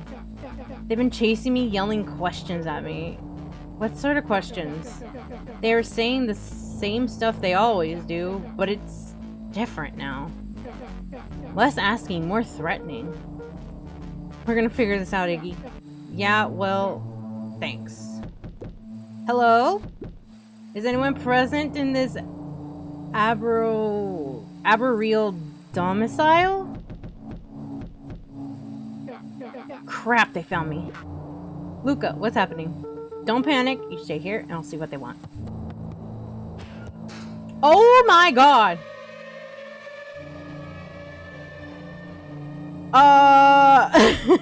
Oh my god, what is this? Hello, Mr. Van Horn. We would love to hear your thoughts. Do you have any time for an informal chat? We will be brief. Your time is valuable to us. Be down just a second. Of course, of course, of course, of course. That's so fucking weird, man. We have a problem. Luca, you gotta get out of there. Who's out there? Is it them? Yeah, it's the clipboards. A bunch of them. How many? Maybe all of them? And yeah, you were right. They're saying the same stuff, but with the creepy knob cranked to 10. Might young Iggy be present? We would love to hear his thoughts. Run! Iggy slumped to his knees. I don't know what to do. I'm just so tired. Luca, what do we do? Luca grabbed the walkie-talkie and headed for the window. Follow my lead. Luca and Iggy climbed up the back of the treehouse to its roof, where Rollo had constructed his MCDC. MCDC? Mission Control Defense Cannon. From behind the crowd of clipboards, William Kerr strode forward, a warm smile on his face. William Kerr? What the fuck? Iggy, there you are. You gave us all a heck of a scare. Go away, just leave me alone. Oh, I'm sorry, Iggy, but no can do. Don't worry though, we're here to help. Help? Then why are you chasing me? Luca, can you talk some sense into your pal here? Just look at him, he's not well. What's wrong with him? What did that gunk do to him? Well, that's a pretty honkin' big question, Luca. All you need to know is he's sick. He's real sick, Luca. I just need you to let us up there and take care of him. You told me Rollo was okay, that he was back at his place resting. He is! Poor fella just got a little lost. That's a lie. That is a hurtful thing to say, Luca. I thought we were buddies. Why? Because he lets you ramble on like a wackadoo? Nobody likes you, you creep! Kerr's smile faltered. Why don't you pop on down here so we can have a face-to-face? Yelling like this is gonna give us all a heck of a sore throat. I can't believe they made the hyena evil. And who wants that? His grip tightened on the MC. What did you do to Rollo, you liar? Well, shucks, Luca. The only teeny tiny fib I told you was that he was at home. He is resting, and he is perfectly safe. For now, at least. What happens to him next is up to you, Luca. Look around. You're in quite the pickle, and I'm the only person in the whole wide world who can help you. You get to decide how this ends. Luca's mind raced. Oh He my was caught God. in a trap. What do you do when there's no hope? You fight! He You wiped his cheeks fight, with a sleeve. motherfuckers! What are you gonna do, Luca? Only option he had left. Oh my god, fight! He drew himself up and decided to take the only option they had left. Yeah, fight, He Luca! swung the mission control defense cannon around, aiming it confidently at the smirking face of William Kerr. Hey, Mr. Kerr! Luca summoned his most insolent demeanor. Rollo sends his regards. Hey, that was uncalled for, more than a little rude. And just plain unsanitary. Luca, I did think we were good pals. What a shame this is... what a shame it's come to this. Kerr turned his back on the two boys. End this. With a nonchalant wave of the hand, he made his exit. As the clipboards began to slowly advance on the treehouse, Luca looked to Iggy with resignation in his eyes. The end. I only had fight. Escalated quickly. Maybe discretion was the better part of valor here. Let's put a pin in this for now.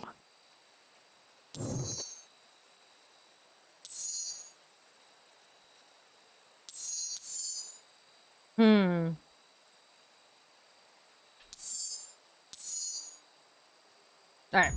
I'm gonna go back here. Well, time to bust out the tickles. Hey Tish, wanna see something cool? Yup. Check it. Beck lunged forward and began to tickle under Tish's.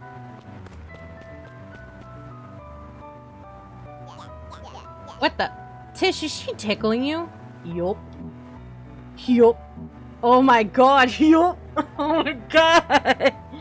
Never can remember the order. It's good. To form in Tish's eyes as she gasped for breath between gales of. Yup, yup, yup. Oh my god, she's doing the goofy laugh. Tish finally had enough. Yup. What just happened? She seems nice. Sorry for the interruption. I think we just... Sorry for the interruption. I think you were just threatening us. Iggy's eyes darted around, a realization dawning on his face that he was now outnumbered. I just remembered. I have somewhere to be.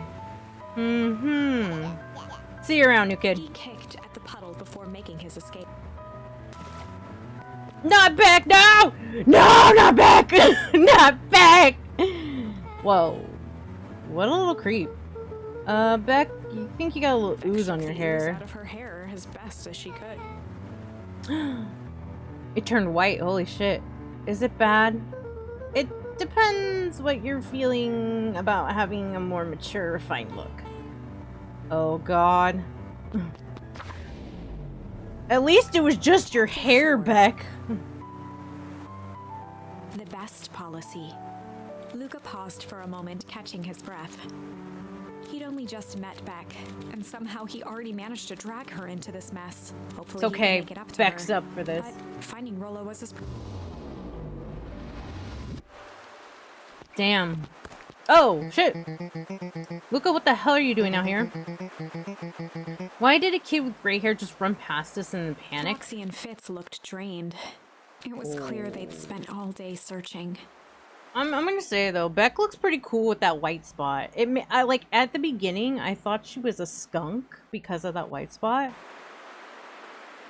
But now I know that it wasn't. She isn't. That's Beck. I don't care who she is. What happened? We were just helping look for Rollo. Luca, I need you to start telling me the Roxy's truth. temper could often be dismissed as the impatience of an older sibling, but this was the most intense Luca had ever seen. Her eyes were wild and unfocused, looking straight through Luca. We're running out of In a time. torrent of rambled words and tears, Luca broke down. Rollo and I weren't just playing in Weepwood yesterday. We were investigating lights at the old Valentine warehouse. But someone was there in a strange suit, and we hid in the dumpster, had a very heavy bag dropped on us, and I think it was a body. And so we ran, but we got split up, and I ran home, and it's all my fault. And now my best friend may never come back. Wow. Just wow. Roxy, still exhausted and angry, softened briefly as her Wow. eyes hunted the ground in thought. With a determined sigh, she looked up at Luca. It's not your fault, Luca. Rollo's gonna be okay, I Roxy promise. drew herself up. I'm gonna fix this. Luca, go home. But I want to help. It is too dangerous for a kid. I can't just sit around. I have to do Roxy tried something. to think of the safest place to send Luca. You go back to that little treehouse you two like to play in. Wait there in case Rolo shows up. Sound like Luca a plan? wiped his cheeks and gave a quick nod. You did the right thing telling me the truth. Now scoot. You really believe his story? What other option do we have? Things have been strange around here leading up to the festival. My dad has been acting weird lately. Even weirder than Looking normal. into the puddle, Roxy rubbed her arms to warm up. Why is it so cold here? This place gives me the willies. My god, don't touch it! Don't touch the puddle! Mr. Nuncreed jumped with a start. Oh god, this creepy old man. What? Don't sneak up with me, oh fellow, like that. Sorry, who are you talking to? What? Luca motioned to the phone booth. Oh, no. I was just checking because I thought I heard it ring. But the dang thing never does, of course. Yeah, I've never seen anyone use it, really. The whole thing's a waste of money, if you ask me. Any word from Rolo yet? Not yet. Long time for a boy to lose his way. Rolo knows the woods too well to get lost. I suppose you're right. Silly boys' antics with this whole town where he's sick. Antics? We all know Rolo likes to play his little pranks. You think this is a prank? What other possible explanation could there be? He's not playing a prank, and he didn't get lost. Someone took him, I know it. How do you know that? Unless, Luca, is there something else that you know? Mr. Nuncreed gently placed one of his substantial hands on Luca's shoulder. Dang it, boy, if there's something you know, something that could help your friend, you need to tell folks. Luca peered up at Mr. Nuncreed. Kind eyes warmed a stern face. There was a deeper emotion hiding beneath it all. It was subtle, but Luca could sense something eating away at him. There was a blank lurking behind those eyes. Ooh. There was a shame lurking behind those eyes. Ooh. A deep sadness. If Mr. Nuncreed was that worried about Rolo, maybe he could help. Hi, Mai. Hi, Mai. Thank you for the follow. I hope you're doing well. Welcome in. Yesterday, Rolo and I were messing around at the old Valentine warehouse. Mr. Nuncreed raised an eyebrow. I'm doing good. How are you? Both of you? You were with Rolo when he was missing? Not exactly. I was hiding in a dumpster. The dumpster? What were you doing in there? At first, we were just looking around. Then someone in a strange yellow suit came and dumped something on us. We both got scared and ran. That was the last I saw of him. You got scared by some garbage? Well, that's why you didn't go... that's why you don't go skulking into someone's dumpster. But it wasn't garbage, I think. I think it was a body. I'm sure it was just some trash. No, there was a name tag. It said Deep Engineering. Mr. Nuncreed's shoulders slumped. I wish you wouldn't have said that. A deep sigh bellowed from his Oh chest. no! Why did you have to? I tried, Luca. God knows I tried to keep you safe. Luca attempted to take a step back, but Nuncreed's hand clamped down on his shoulder. But you Van Horns just can't help yourselves, can you? We were all so close to this being done with. With a firm shove, Nuncreed manhandled Luca into the phone booth. What are you doing? It's out of my hands The door now. latched shut with a mechanical hiss. Shit. As Luca pounded the glass, the floor dropped from under his feet. The inside of the phone booth was now a loose capsule plummeting at gravity's whim. Luca winced and pressed his hands to the walls. Oh my As he god. braced for impact, the capsule hurried to a surprisingly smooth... He felt a cold rush of air and opened his eyes with hesitance. Two large figures in hazmat suits occluded his view. How many years has it been? I think like 2 now? 2 years? Luca heard the deep, resigned voice of Mr. Nuncreed over and he knows too much. The end. What? Wait. No. This isn't the end. I know there's still much more.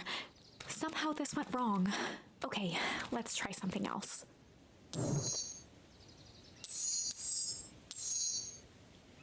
Alright, let's go here. Struggle! This is a story about struggle. Struggle! Luca could hear a machine humming somewhere nearby. He felt around wildly, searching for something, anything that could help. His hands found a hard object, maybe a tile. He yanked it free, lifting the cold stone.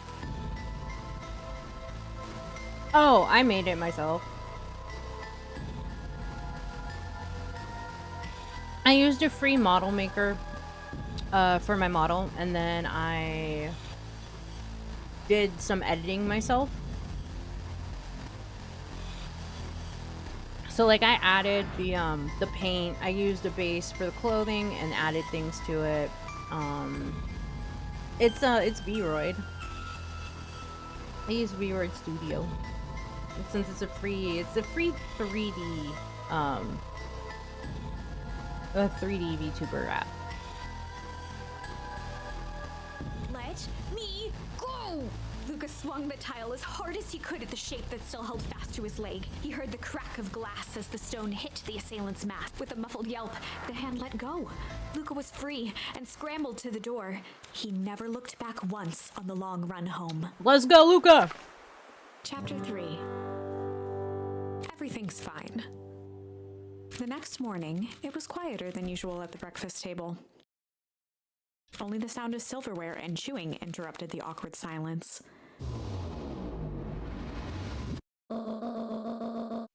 I finished drawing a mess of jam last night. Uh-huh. So that'll need to get delivered into town today. Okay. So what did you and Rollo get up to yesterday? Oh, Rollo had things to do, so I just sort of poked around town.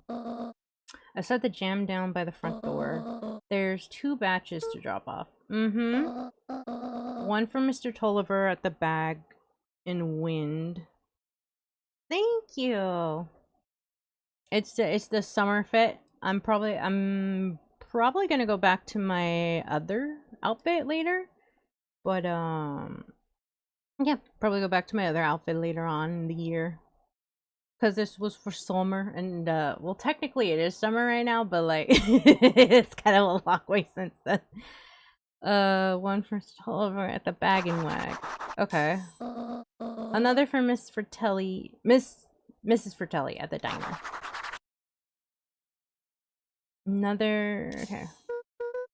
Oh, and Mr. Nutcreed. He said he wanted some more. I suspected as much. Yes, he seems to have taken a particular interest in my jam. There are some extras in the basket for the enthusiastic gentleman. But yeah, I still have to edit the original to add like my new eyes and stuff to it. But once that's done, I can like get it going. Just make sure Fratelli and Tolliver get the ones on top. No problem. Off with you now, while the day is still young. Wait, bye, Grandma!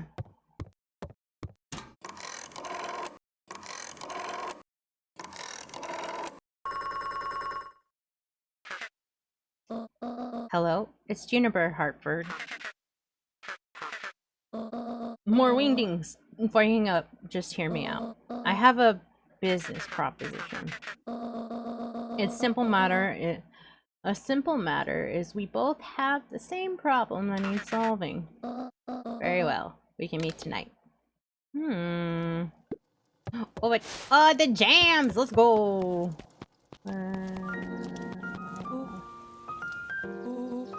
Sorry about yesterday, Roxy. It can be so annoying. But good news! No more boring chores for me today.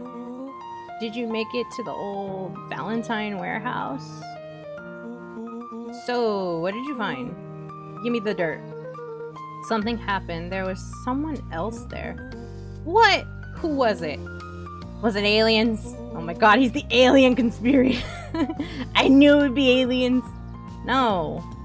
Zombies? No. Alien zombies? What else could there possibly be? Rollo, I gotta deliver these into town first. We can catch up after. Ooh, is it a whole thing? It sounds like a whole thing. Yeah, we should talk about it. We shouldn't talk about it here. Meet me at the treehouse tonight. I'm not sure what this treehouse is you speak of. Meet me on mission control. Roger that, Space Cadet. By the way, might we become friends? I mean, I have a Discord server. If you want to interact with me there, that's good. Yep. I don't usually Discord friend people until like I get to know them a little longer. So like, yeah, if you want to be part of the Discord and like talk there and stuff, be cool, be chill. Alright, go back to the thing. For a town that saw few visitors, the welcome was perhaps... Alright, I gotta go to...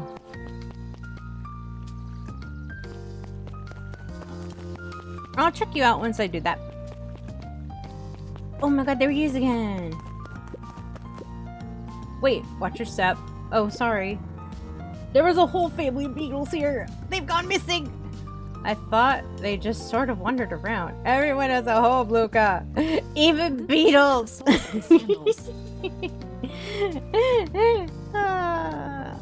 I think we're okay. It's weird that they're gone. They went missing when the festival preparations began. You think the noise scared them away? Something like that. Just watch your step, okay? Man, this kid is like all about them beetles.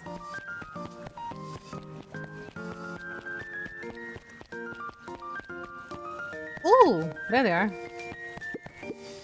Mr. Wilder, I trust you have some time to chat? Valentine, oldest of Sharper Valentine's children, and heir to the Valentine fortune, had a way of making questions seem like demand. Certainly. What seems to be the Mr. problem? Wilder had learned to assume that if he was hearing from Eris, it was because she had taken issue with something he had put in the paper. Oh. Couldn't help but notice that the front page of this morning's paper was consumed with stories about the silly festival. Well, yes, that is the news of the day, but there was no mention of the museum, nor the foundation through which it was endowed. I'm sorry, Miss Valentine, my readers are more so interested in the town's future, rather than any one particular family. There was a time, Mr. Wilder, when the goings-on of my family was the only thing this town cared about. Well, things changed, ma'am.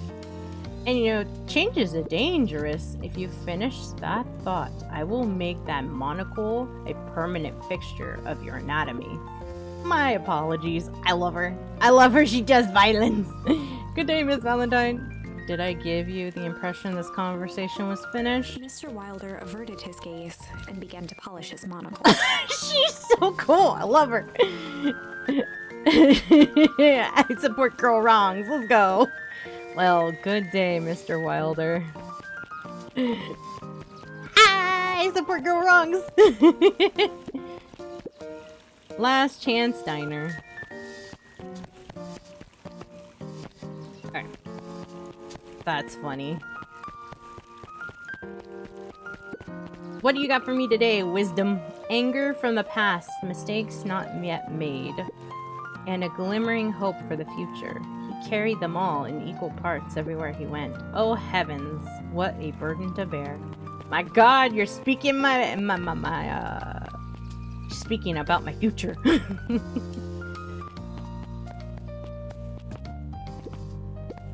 Hey, Dawn. Yawn. Hey, Luca, what's up? Oh. Thank you for the hydrate. Thank you for the hydrate. I should do that since I'm drinking coffee. They got you on the jam delivery, eh? Yup. Have you seen the new kid around yet? New kid? Thank you again. New kid? Yeah. Came in from the big city. Her parents both got jobs here. Oh my gosh. Okay. Calm down with the hydrates, please. Thank you. There's only so much I can drink.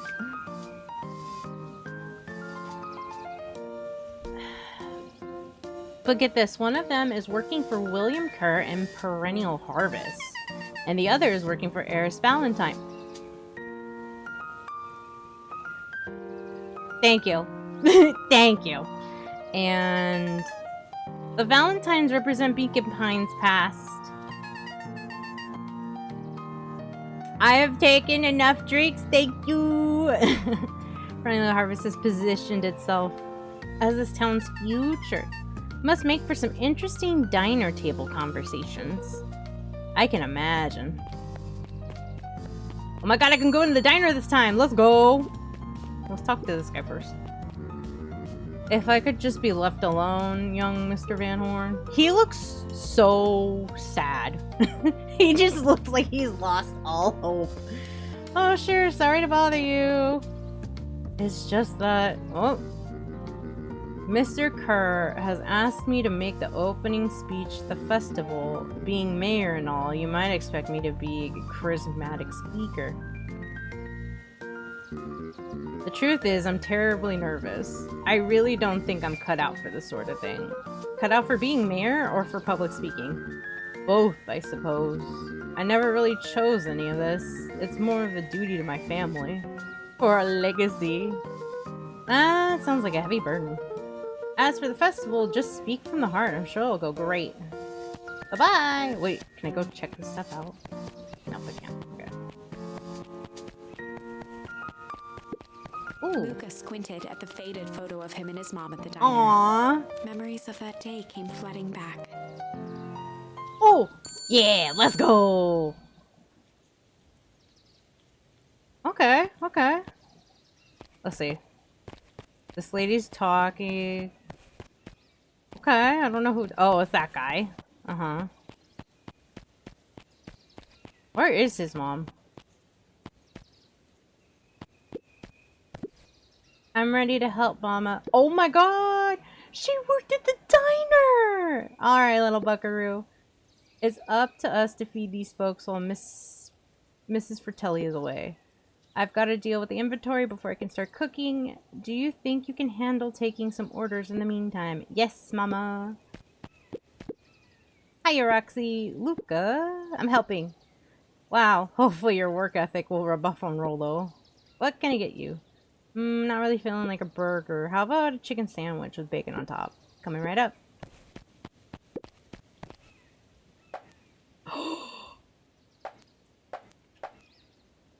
Chicken with bacon.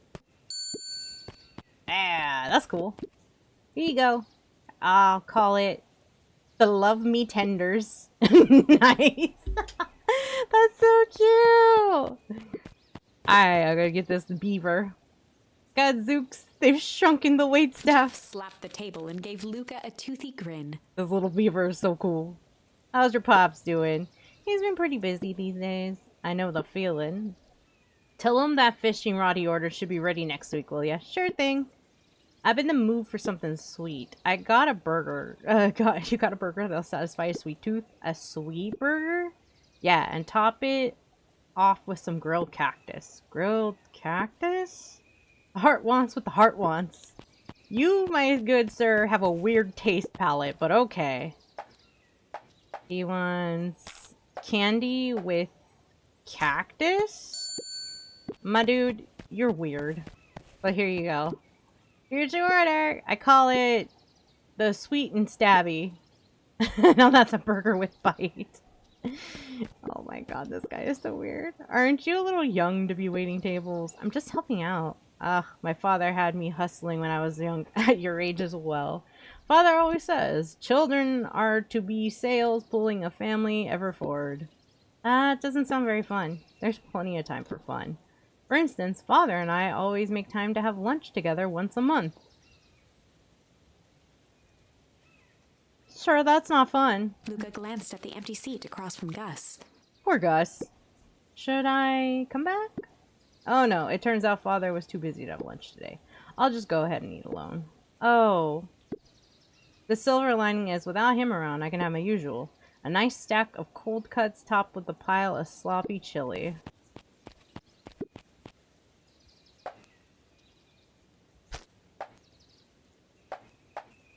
Cold cuts with chili. Ugh. Okay, cold cuts with chili? Just get a sloppy Joe, my dude. Oh, here you go. Here you are. Cold cuts with a steaming hot chili on top. I call it the hot and cold. That's perfect, thank you. The hot and cold. Looks like we're missing a few things. Why don't you run out and grab some more ingredients? Okay, I'll be back. I'm stuck. Aw, that's cute. Well, if it isn't my favorite little jam runner. Hi, Miss Fratelli. Look at you. She leaned forward and pinched Luca's cheek. Oh my god, she's cute. You're all skin and bones. Is your gran not feeding you? She is, it's just... I understand. You know, I taught your mama how to cook back in the day. You may not even remember, but you and her used to help out in the diner. See that picture over there? That's you helping your mama back in the day. So cute, running around your little apron taking orders. Sigh, the whole situation just breaks my heart, what happened with Eleanor. Aww. I've got a feeling she's out there somewhere yearning to be with you again. Miss Fratelli's an Italian lady. Oh my gosh, I remember. Like, Fratelli, I think, is like an Italian last name or Italianish last name. Oh, she's the mom. Oh, mom cooking. Few things in this world can keep a mother from her son. Shifted the basket uncomfortably. Oh yes, let's see Mrs. here. Fratelli lifted the cloth and inspected the jam. They even have my name on them. How She thoughtful. carefully lifted out her jars of jam. You tell Gran hello for me, Luca. Will do. Time to go. Wait. I already saw that. Okay, I think we're fine.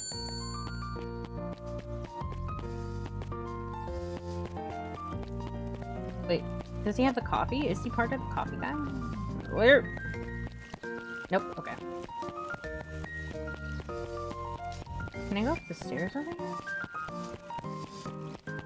Let's see, can I get up the stairs? Oh yeah, I can, I'm silly. Ha ha ha. I think he's this way. Ah, he might be. Oh? Jeff's hardware closed down about a year ago. The effects of the foul harvest stretched wide. When there are no crops in the field, tractors don't need fixing.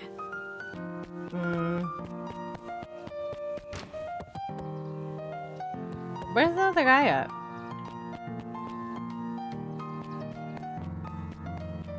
Did I miss him?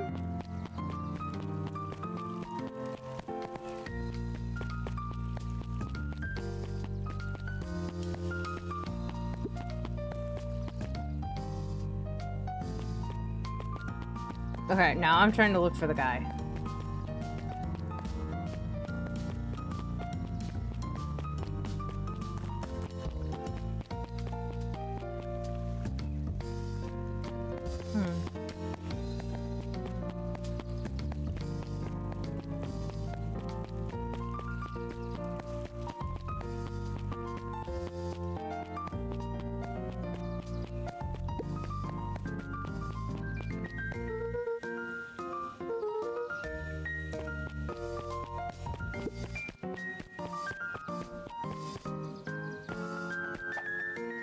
Deliver jam to Mr. Tolliver. Where is Tolliver?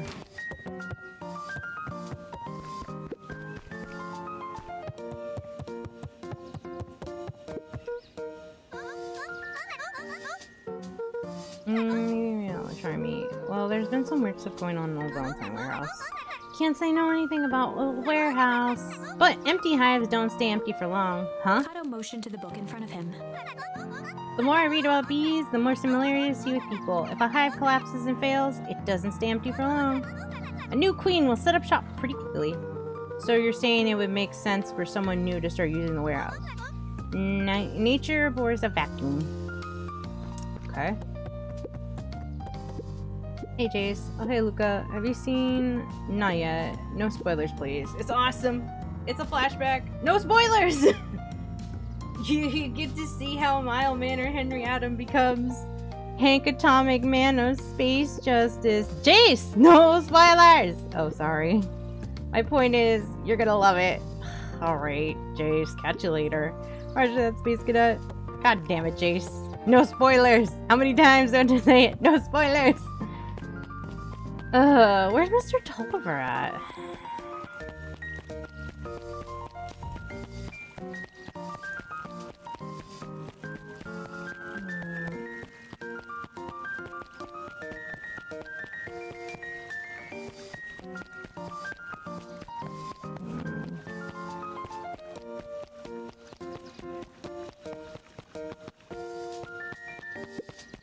The road leading to a sort of... Okay. Where is Tolliver?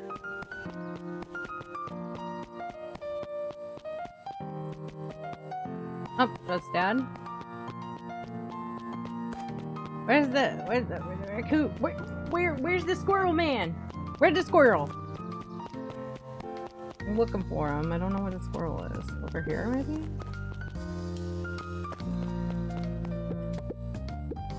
I guess it depends on which one you're trying to catch. At this point, anything. Okay, nope. Nope.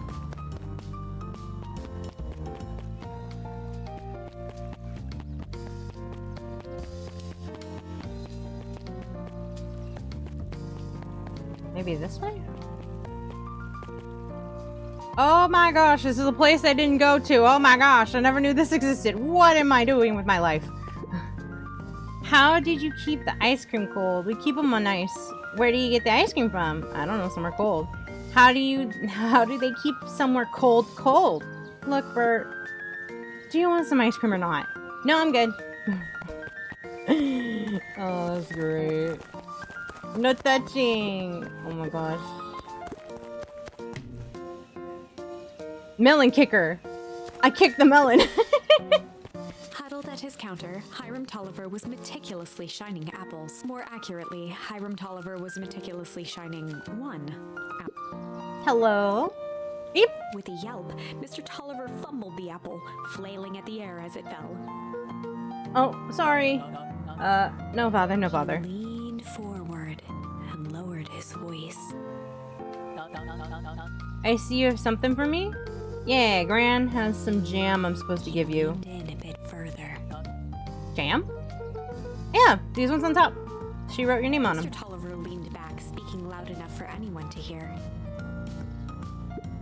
Ah, yes, the jam! Thank you so much for delivering this jam to He me. reached forward and snapped up the jars of jam, giving Luca a little wink. That's not suspicious at all, my dude. I shall put these on my store shelves, post haste. Okay, I should finish my deliveries. Of course, of course. He leaned in for a final whisper. Of course. What? Mr. Tolliver, are you okay, my dude? You okay? Do you need help?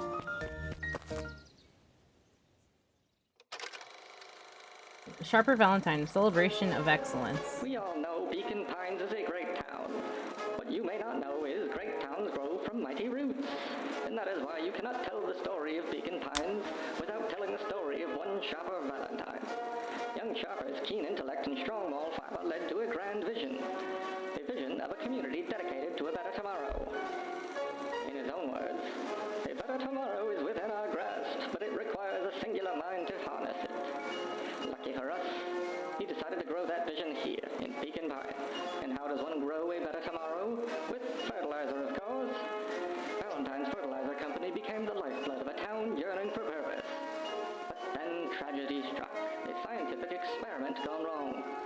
An accident which took Sharper away from us far too soon. Oh. To this day, we struggle to pick up the pieces. But one foul harvest isn't enough to stop the people of Beacon Pines. The spirit of Sharper Valentine lives on. It lives in the hearts of everyone with a dream for a better tomorrow. Together, we will follow his example and grow a bountiful future. Paid for by the Valentine family and the Valentine Fertilizer Capital Riverbanks Fund. Huh. Interesting. That was unhelpful.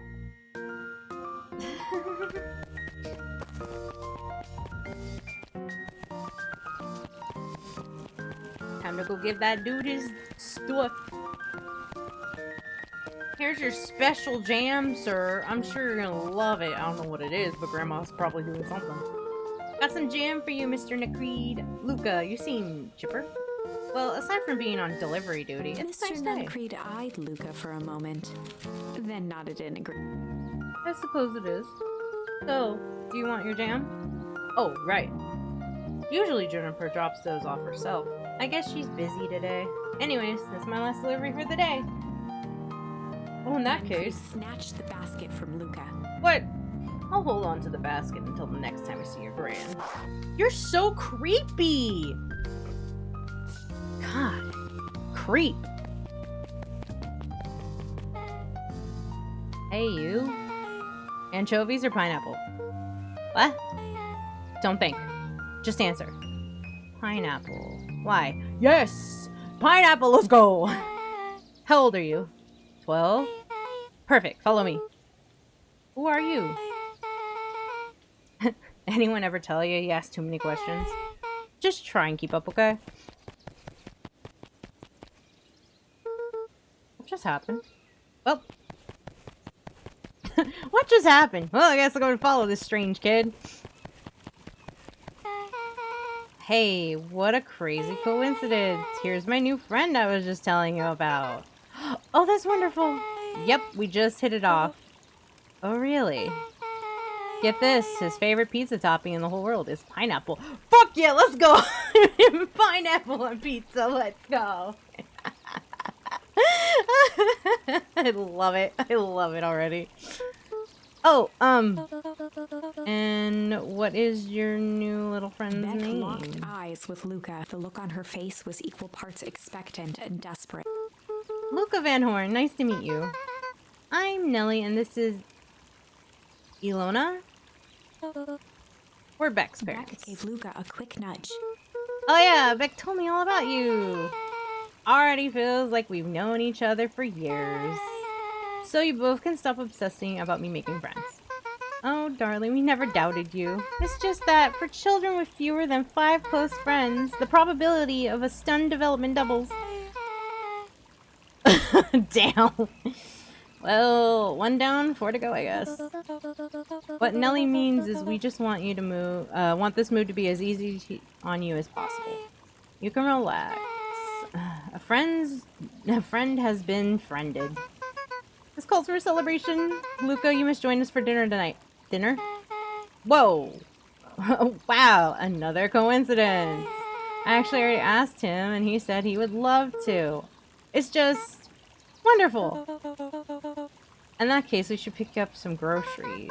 You two don't get into too much trouble now. Damn. Damn, Beck. Wow, I can't believe that worked. Thanks a ton. You're welcome? I owe you one. Moms are great and all, but they can be a bit much sometimes. Our house is a little cottage next to the big mansion place. Wait, you live on the Valentine estate? Yeah, that's the spot. Met me by their big creepy gate. Meet me. Okay, don't be late. Or I'm back to square one with this whole friend grift.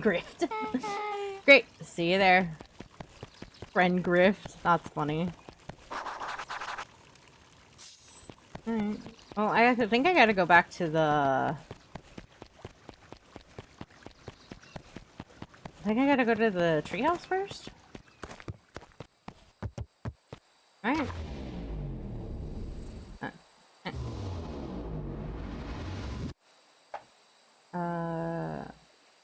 Oh, I guess I just gotta go to the big creepy gate. Alright.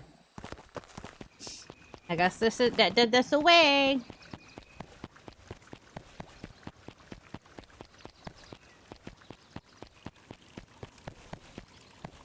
This way.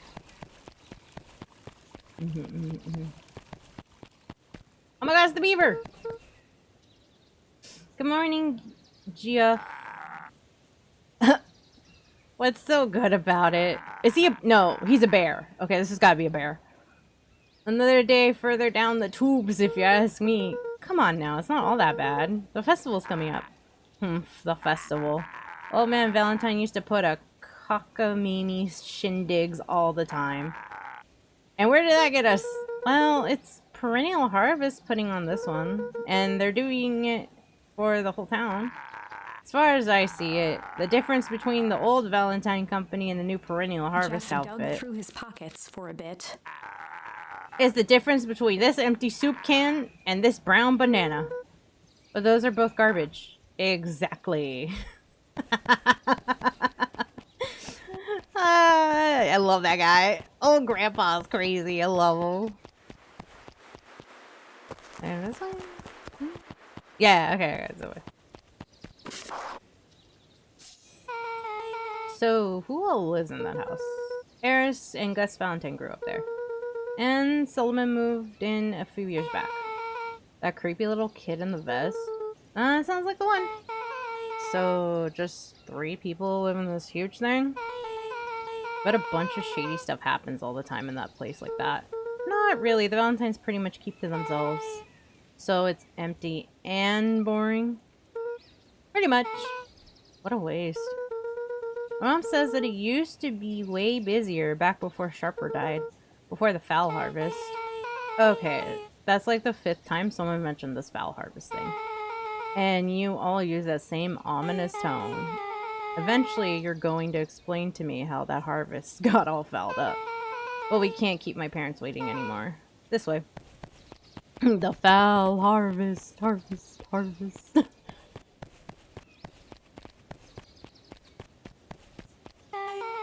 Most kids would have just ditched me by this point. Why are you still here?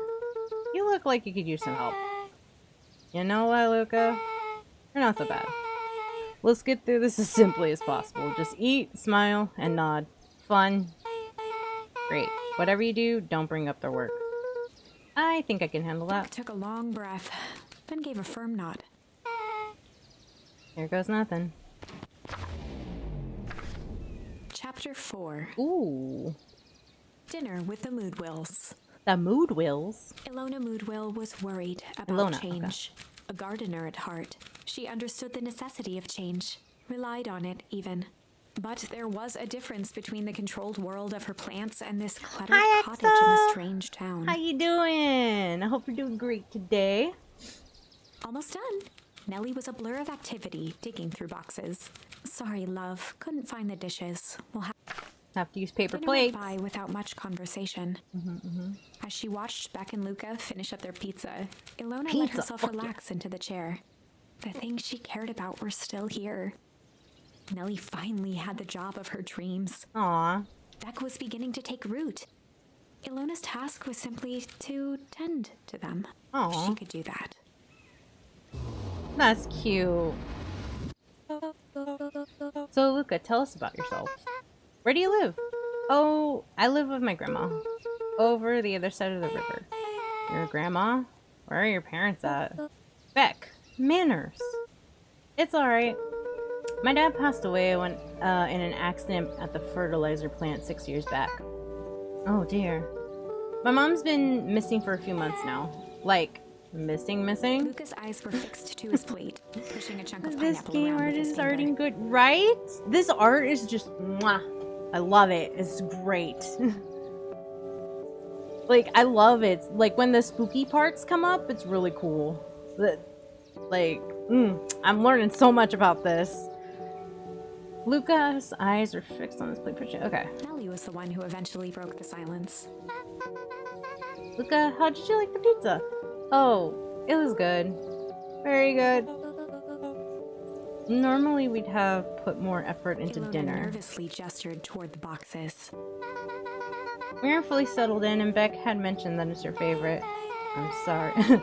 I'm sorry. Are we just skipping the part where he said his mom was missing? Beck. I'm sorry, Luca. This move has us a little Luca tired. wiped his face with his sleeve. No, it's fine.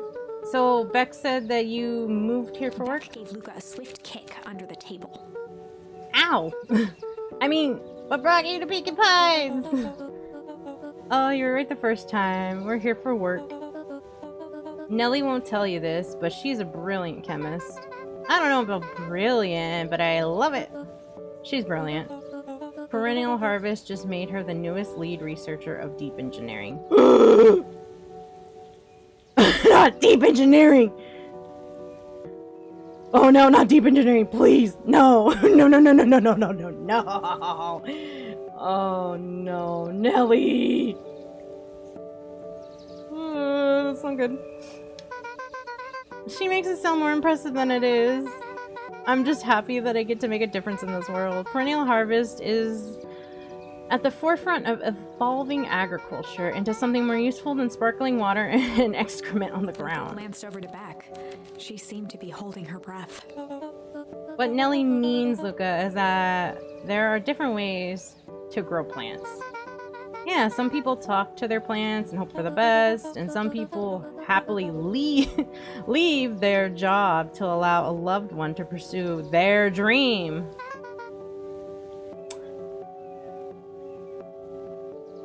I'm sensing a little hostility here.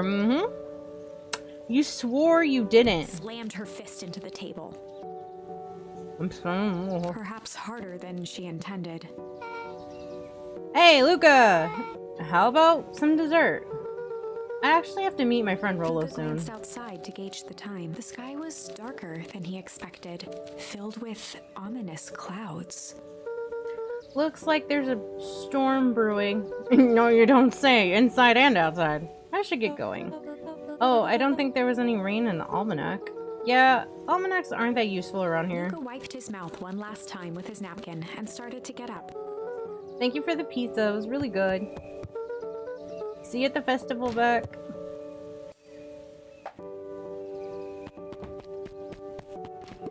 Wait up. She's going. Oh, Akiho. Surprised, Luca turned around. He knew Rollo could be prickly around new people. He needs a new friend. But Beck seemed cool. Rollo would warm up to her eventually. Probably.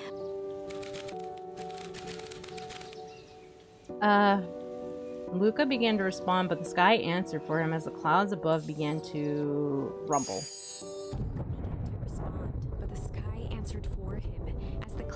I'll be lurking while the painkillers knock me out. Good gaming. Oh, good. Hope you're okay, EXO. I hope you're okay, EXO. Relax. Get some sleeps. I hope you're good. I hope everything's good. Don't disrespect Rollo. Hey, I like Beck. Rollo could use more friends. You sure we can make it home before the storm kicks off? The roiling clouds. I'd say the odds are good. Maybe you should stay here and I'll just make a break for it. At that moment, the heavens opened up, unleashing torrential rain. Care to recalculate those odds? Hurry inside, you two, before you catch cold. Damn, I would have ran. Luca, Nelly will keep trying to reach your gran on the phone. In the meantime, you two hold tight. Sorry, not much to do up here. Most of my stuff is still in the boxes. Mind if I poke around? Be my guess. Things closed. Luca squinted into the eye hole of the microscope.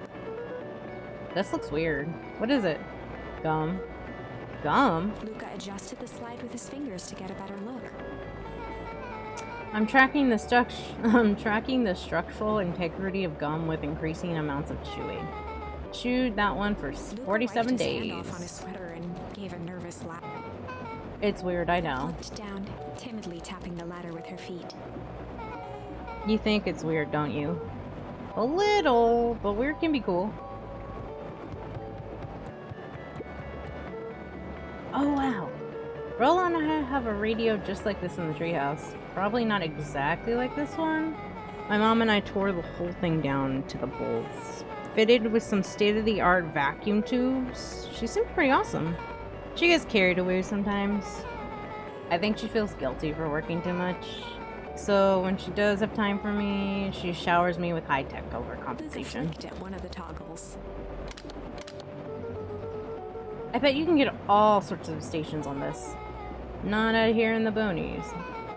You wouldn't believe the stuff I could pick up back in the city. But around here, it's all farm reports and static. Aw, shucks. Luca bent down to examine the bouquet of wilting flowers. Judging by the odor, they were well past their prime. Pungent! Hey, we got pungent. He flipped open the attached card.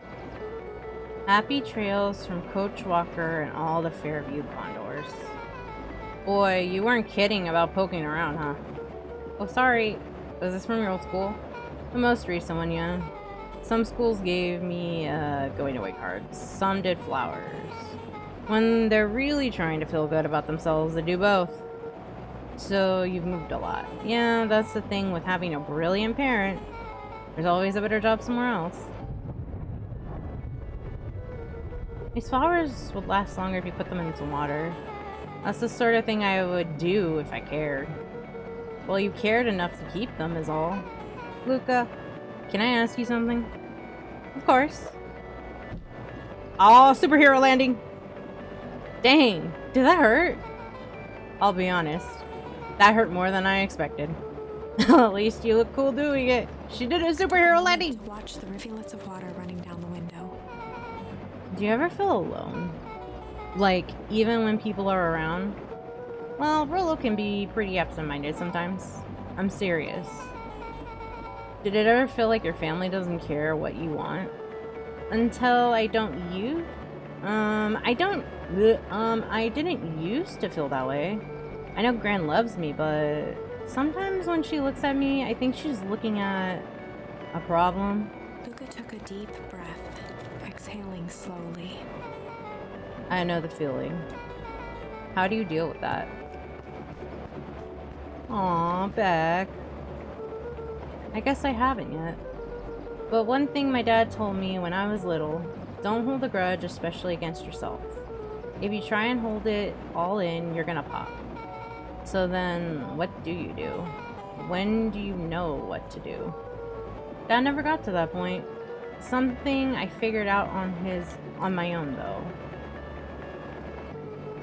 You gotta do something. Anything. Here.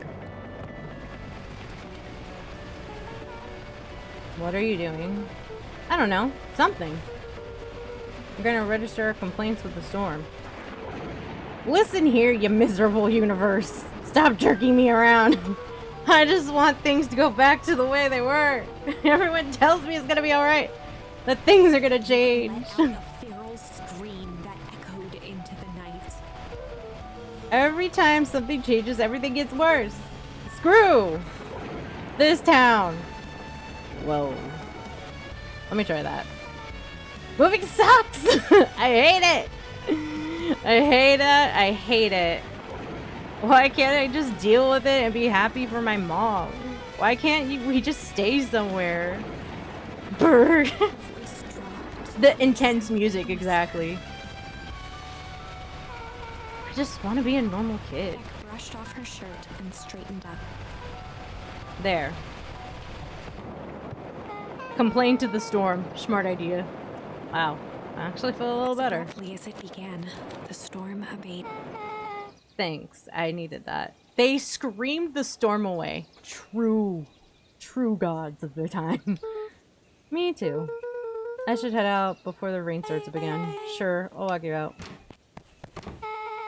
See you and Rollo at the festival? Sounds good. Luca. Don't let the universe jerk you Beck around. gave Luca a light thump on the arm before heading in. Chapter 5. Friendly Feud. The air was heavy What do you with mean? hard rain's residue. The smell of wet things. Despite his dreary surroundings, Luca felt at peace. He'd never shared those details about his dad with anyone. Not even Rollo. I think Rollo just doesn't connect that way. But it's not like this changed anything. Rollo was still his best friend. Adding Beck to the group would help balance things out. Everything's better in threes. This is what Luca told himself as he headed to the treehouse. Threes! Catch up with Rollo. Let's go. It's the bat friend. It's Dawn. Dawn! Head on. Tracking down the lead. You bet. I heard a juicy new rumor. Turns out when Sharper Valentine died, he left behind a peculiar last will and testament.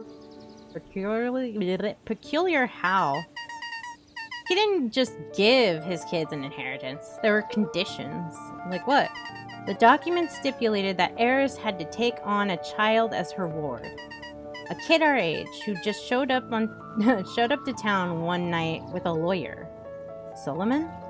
Bingo! So Eris was forced to take care of him? Yep, or she would have lost everything. Why would Sharper care so much about some random kid? Rumor has it old Sharper sowed some wild oats. That explains why Eris treats him. Poor Solomon. How'd you find all this out? A good reporter never reveals their source, Luca! A lover. Oh my god, what fell? Oh, I spooked myself. Something fell in my room and I was like, we're fine, we're fine.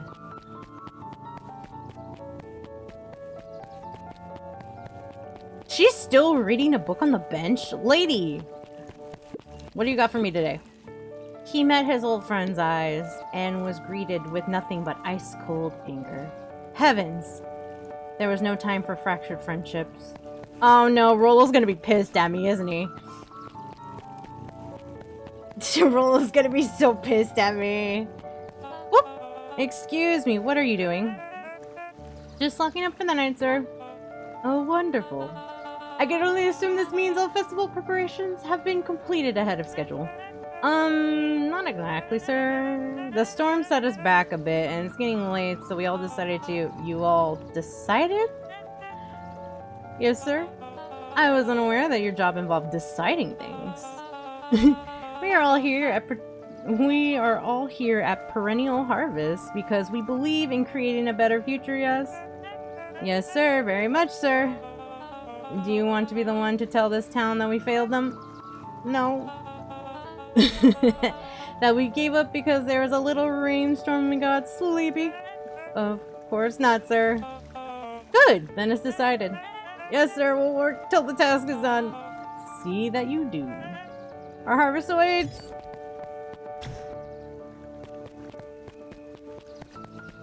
That's a damn. Boss is a bitch. Rollo, are you still up there? I'm sorry, Rollo isn't accepting visitors at the moment. Never. Come back, never. I had only ever heard him speak in this stiff yet gentle tone a few times, and it always meant one thing. You're upset. Oh, what makes you say that? Maybe because my best friend abandoned me for no reason? I didn't abandon you. I'm just a little late. Scoffed. The rain held me up. Liar! You weren't even home! What? The storm got bad and I got worried, so I went looking for you. Imagine my surprise when I made it to your house and you weren't there. I hadn't made it back yet. I'm not a fool, Luca. It doesn't take all day to deliver some jam. No, a storm rolled out of nowhere, and I got stuck after dinner at Beck's Luca stumbled on his words, knowing he'd said too much. Uh-oh. Beck? Dinner? What the heck is a Beck? She's a new kid in town. She's actually kind of cool. You'd like her. She needed help convincing her parents that she made new friends. New friends? I spent all day waiting for you, and you were off making new friends? It's not like that, Rollo. You know? While I was waiting, I made some upgrades to mission control. It was gonna be a surprise. But you took so long. The storm knocked it all down. Just like you knocked out our friendship! What does that even mean? Luca became instinctively angry in response. Oh my god. Both boys were now Oh my shouting god. across the distance. Rollo, what the fuck's wrong, man? It means you're a bad friend. You don't care about me. Of course I care, you ass. I knew I'd get in trouble waiting so late for you, but I kept my word. Cause that's what friends do. Oh wow, what a noble sacrifice you made. Easy for you to say. Your grand doesn't even care. You can stay out as long as you want and you won't even get in trouble. Seriously? You're acting like like I chose this. If that's what you think, then maybe you're the bad Rollo's tone friend. changed to a calm, yet more intense anger. Maybe Pa is right. Storms bring more than water. This one brought you out the real Luca. Stop quoting your Pa's nonsense like it means anything. Yeah, well, at least my Pa is still The around. words hung in the cold night air. What the fuck, Rollo? Rollo's a little bitch. Holy shit. Okay, Rollo doesn't seem like the best friend here. Like, he doesn't seem like a really good friend. Rollo's stomach dropped, knowing he'd crossed a line. Oh, yeah, you did. But it was too late. Mm-hmm. Luca, good night, Rollo. Dang it. Yeah, Rollo. Yeah, Rollo. Feel bad.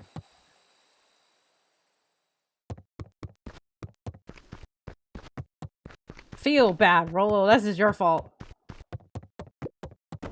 Luca dug through his old stuff, not even sure what he was looking for. A soccer ball. Rollo. What a jerk. Call me a bad friend. Ooh, I'm Rollo. Look at me and my amazing family.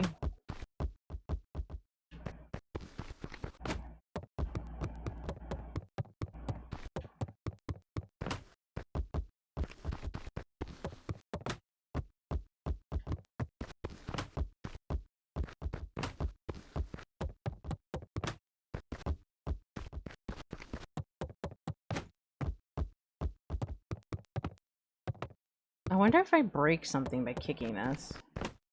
I don't think so. It doesn't seem like I am. I guess I'll just... I guess I'm never supposed to make new friends. Aww. Luca. Rollo, what the fuck, man? Luca? Gran cooed gently from the hallway. You slept straight through breakfast. Luca, are you alright? I'm fine. Just don't feel like getting up yet. Okay, I'll leave this oatmeal by the door. I gotta run out and take care of some things. Okay. I'll be back later to check in. Sure. Luca just wanted to be alone. He waited to hear the sound of the front door closing.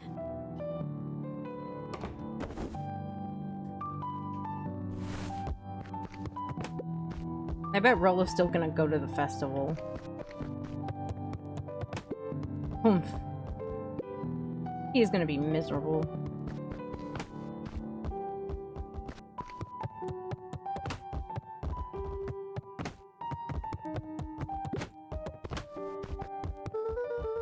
If Rollo thinks I am still going to the festival with him, he can shove it. Luca dozed off again.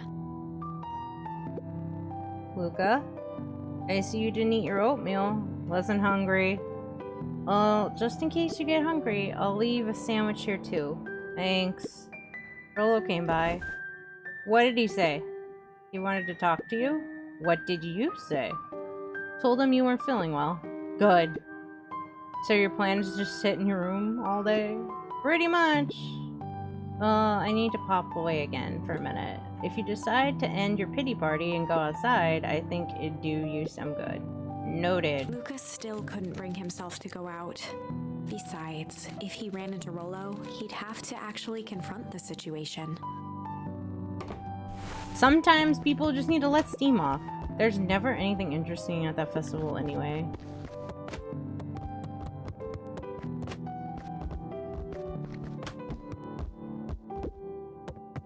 The Adventures of Hank Atomic.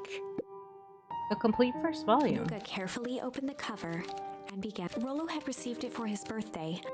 A special hardcover edition with behind-the-scenes commentary and bonus art. Rollo cherished it, but asked that Luca keep it at his house.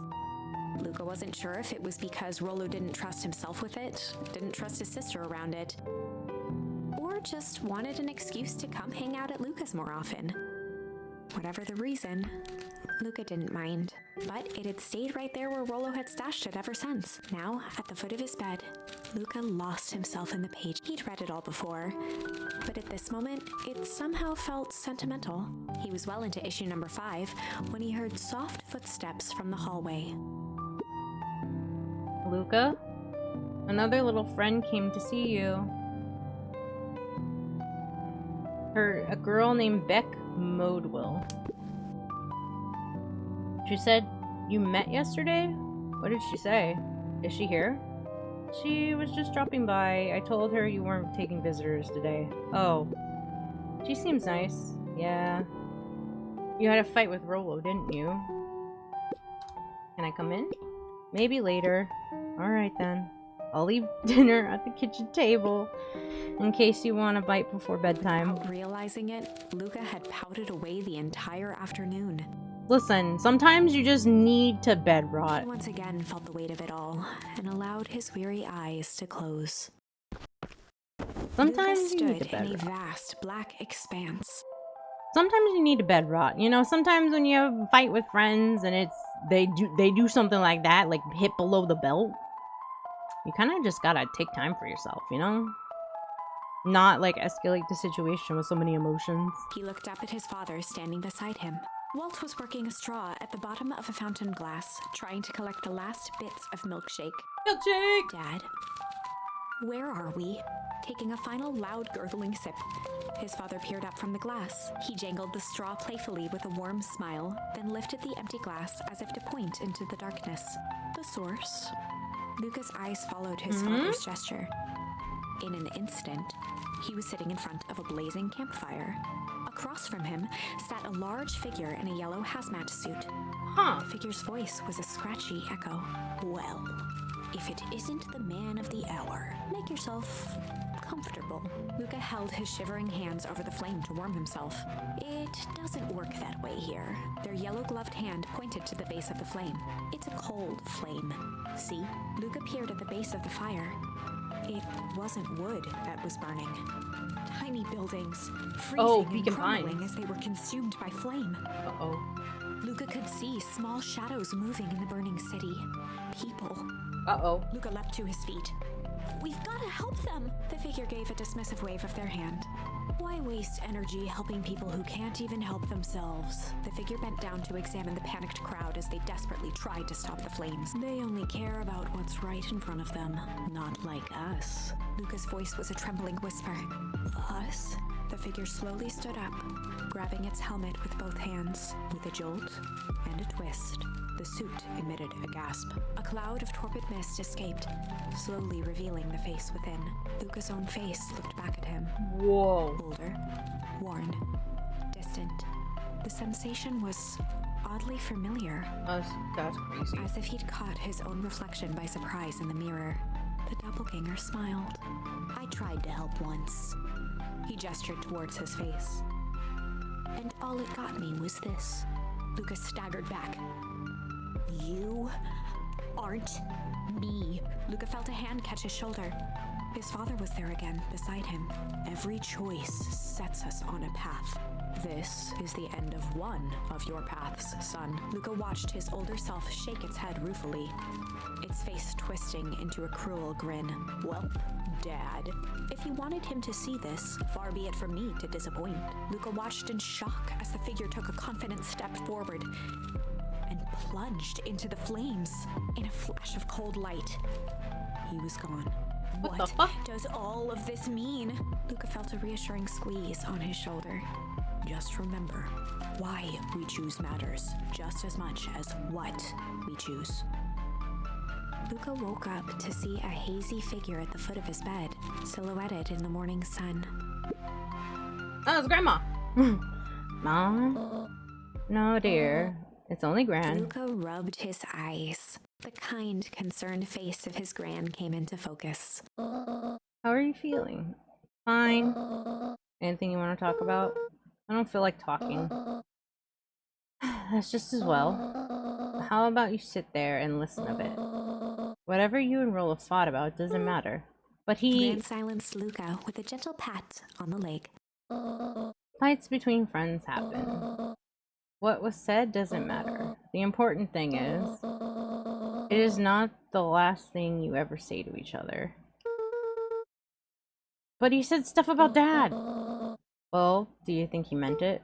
No. He was just mad. Mm-hmm. And did you mean any of the things you said to him? No. Good. One must appreciate friends in their best moments and accept them in their worst. Accept! Oh my god, look at him. So cute. Now get your little butt out of bed. The festival's today. You don't want to miss what you do. Well, you don't want to miss whatever that was because I can't read. Guess not. Seems like a good opportunity to make amends with Rolo, doesn't it? A reluctant nod. So buy him a corn dog and apologize. Oh, corn dog sounds so good. But he's the one that... What did I say? Buy him a corn dog. That's a good boy. Everything's better with corn dogs. Need to get going now. Got some last minute festival business to take care of. I'll come find you at the fountain a little after lunch. Alright. I love you, Luca. Love you too. The little tears. So cute. Luca took a deep breath. Okay. Oh. Chapter 6. Through thick and thin. Okay. Despite Luca's bitterness, Gran was right. He needed to hash things out with Rolo. A big fight changes the nature of a friendship. Whether, in the end, it is for the better or for the worse, all comes down to understanding. If one is not careful, the same familiarity that builds the strongest of bonds can become the wrecking ball that shatters them. Luca emerged from seclusion, taking in the crisp festival air. But the events of the day weren't on his mind. He had to find Rolo. I think I have an idea where he might be. Oh no. There you are. Luca. Rolo wanted to tell you something. What is it? Roxy rolled her eyes, shaking her. A space adventurer throw, you needn't buy it. If ye be brave, go somewhere quiet. Roxy, I don't... It's a riddle, Luca. My goofy little brother wants you to find Luca him. looked down and kicked at the dirt. Look, I know you two had a fight. The only thing more annoying than my little brother is my little brother without his best friend. So I'm doing him this one favor. Now I need one favor from you. Whatever it is that went down between you two, squash it.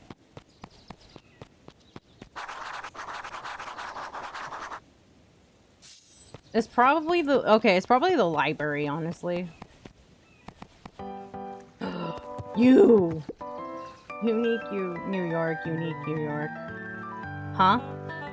Oh, don't mind me. Just warming up my big ceremony Mr. speech. Kerr pointed to his Fuck grinning this guy. mouth. Fuck this guy in particular.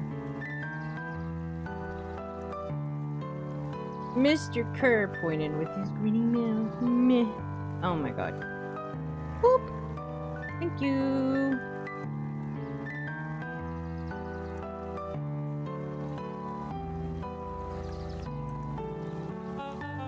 Gotta limber up the old gutter, Bucks.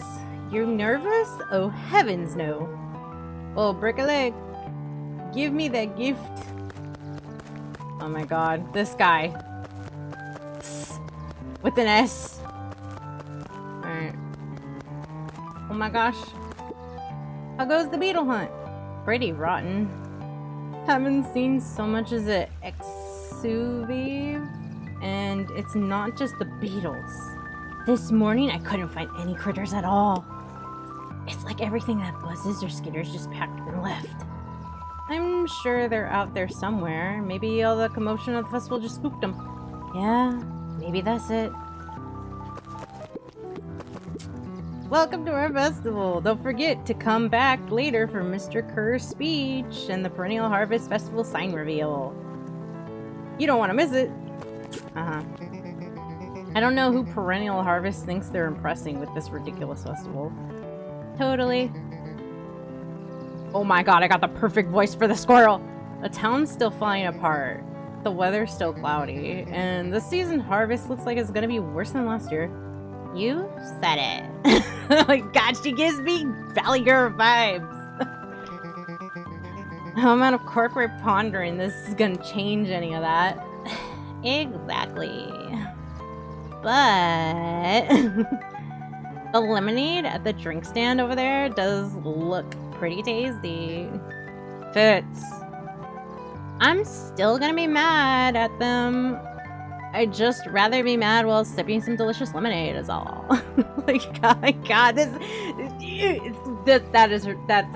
it. She's just a Valley Girl squirrel. That's it. She's got the look. Valley Girl, like the girly girl and the tomboy. That's awesome. Ain't moving. This guy. I respect the dedication. Staring into the distance with a wistful look. Hey, Jeff. Everything all right? Yeah, everything's fine. I mean, used to be fine. Just ain't these days, you know. I really do, actually. Jeff turned to Luca with a furrowed brow, then gave an understanding nod. You do, don't you? For a moment, the two now shared that same wistful gaze. Alright, you guys are good. Every single time. Yup. Wait for it. Unexplained sound once again noted. Like clockwork. What a bunch of trolls. Ha! That weird ass muskrat rat. Yeah.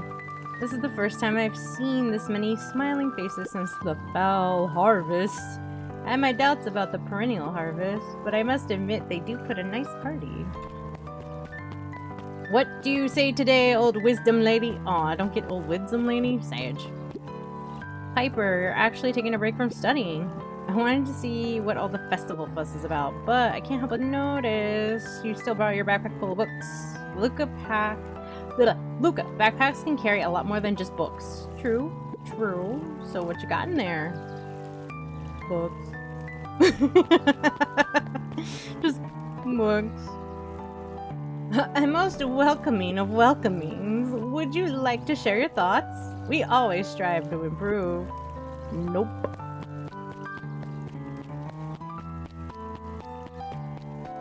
Alright, let's go see what these guys have. Hey, Luca. How's Griffin doing? What? Oh, nothing. Sorry, all became flesh. Just pretend I didn't say anything. Who's Griffin? I'm so confused. Who's Griffin? I don't know Griffin. Can I talk to you? I can! Hey, Luca. So you're done at the library? Huh? Oh, nothing. Griffin looked away suspiciously. Oh, this is Griffin. Okay. Nothing at all. Griffin's so cute. Oh my god. I also. Oh, never mind. Luca, did you know the Beacon Pines is actually unincorporated? A lot of people don't know that. Wow. Yeah, I didn't know. Wow. Yeah, I didn't know. What's that mean? It means most public works are handled internally. We do all the pipelines, the water treatment, building regulations. That's great. Census taking, emergency services. I like how he just backs away, just like, okay, I'm getting out of here. Bye-bye. Griffin's cute. What is Griffin, a lizard? Some type of lizard. Got a little fluffy tail.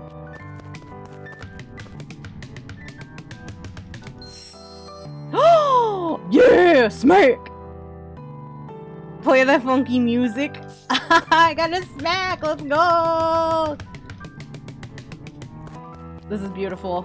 I did it. I got a smack.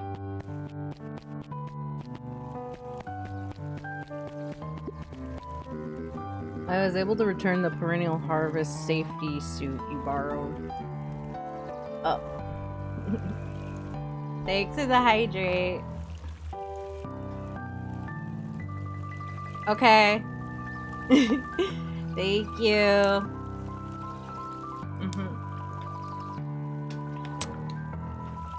I don't think anyone noticed. Good. Now, will you tell me what you needed it for? It was a favor for an enemy of my enemy. This isn't going to harm Mr. Kerr, is it? All you need to know is that it's good for the family. Alrighty, girly. Alright, girly pop. Yawn. I got a question for you. What do you think this whole festival is for? The way I figure is Perennial Harvest is trying to win over the town. Like a bribe, but with balloons. Cynical. I like where your head's at. That's what I assumed at first until I eavesdropped on the couple of gossipy clipboards. But what if I told you this whole thing is really a special shindig for a super secret guest of honor? A special guest? Who? I haven't dug that deep yet, but whatever it is, PH thinks they're a big deal. Yes, Dawn. You get it, Dawn. Get that. Get that information.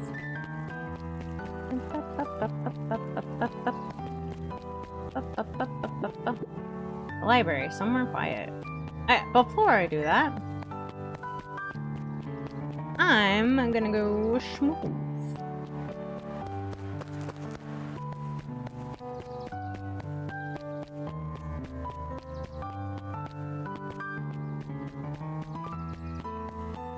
Okay, nope, can't go there. Okay, so the library it is. To the library! I'm on my way. Let's go.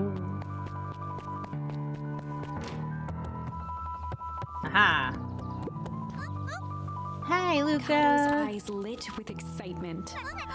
I've been expecting you. Bravo on deciphering the first riddle. Riddle me this. The first... Oh, you didn't think this was all, did you? Rollo does go all out, doesn't he, huh? Straightened up and cleared his throat as if preparing to sing. Ahem. Our planet... Our planet Farpool, you may take issue.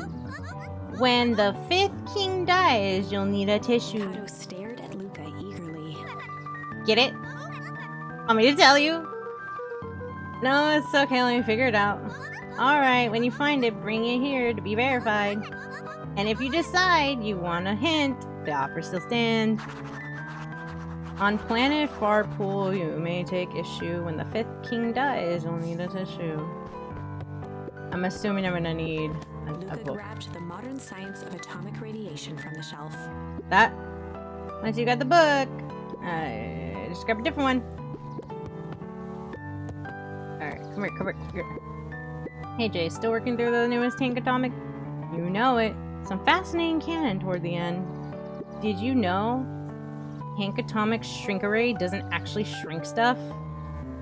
It uses inverse quantum particle decay to literally grow the entire universe around an object, leaving the object unaltered. So it just looks shrunk compared to everything else. Bingo. That's wild. But Jace. No spoilers, please. Oh, right. Sorry. Luca grabbed Natural Photography, Volume 5. Oh, wait. I think I know what it is. I think I know. Luca grabbed the 5 Pillars of Success from the shelf. Nope. Luca grabbed The Issue with Self-Help, a helpful guide from the shelf. Helpful guide. Luca grabbed 500 Meals for One Big Pot from... That's not it.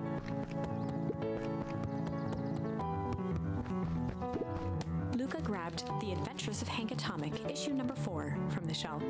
Alright. Luca grabbed The Adventures of Hank Atomic, issue number 5 from the shelf. Alright, that's it. Ah, you found He it! removed his book from the desk and replaced it with Luca's, turning on the lamp. Of course. As he Oh my slid the book gosh. onto the purple Black light. 2 words glowed. The Adventures of Hank Atomic, issue 5. Luca clicked his tongue with recognition.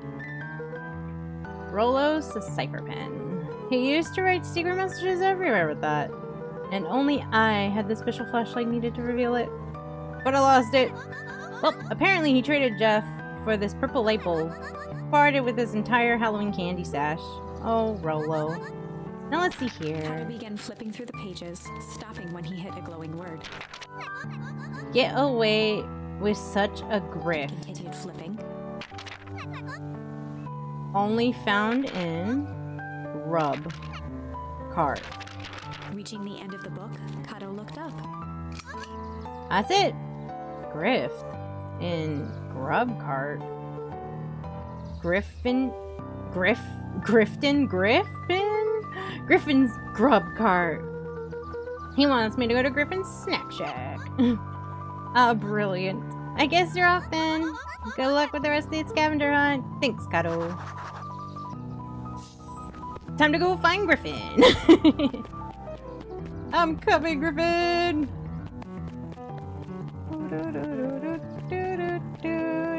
I'm coming, Griffin. I'm coming.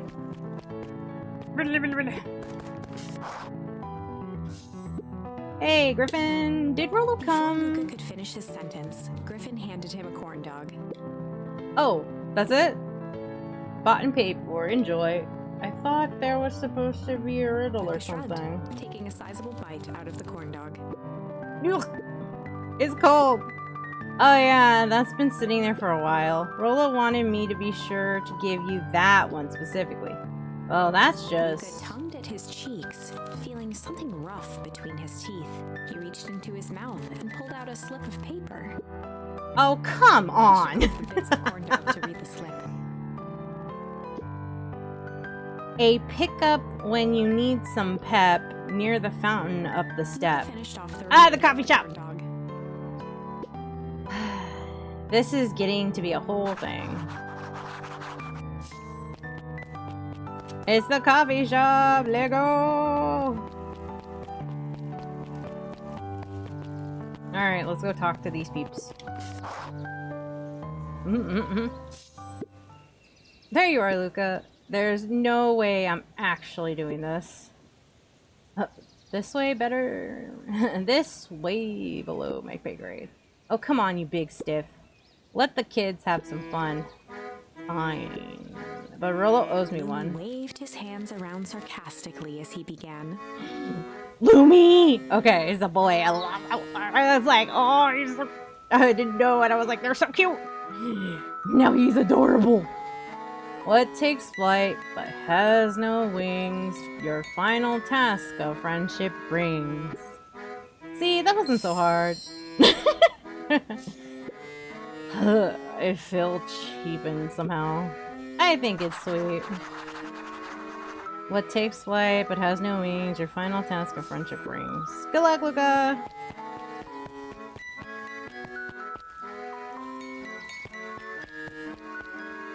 Oh my god!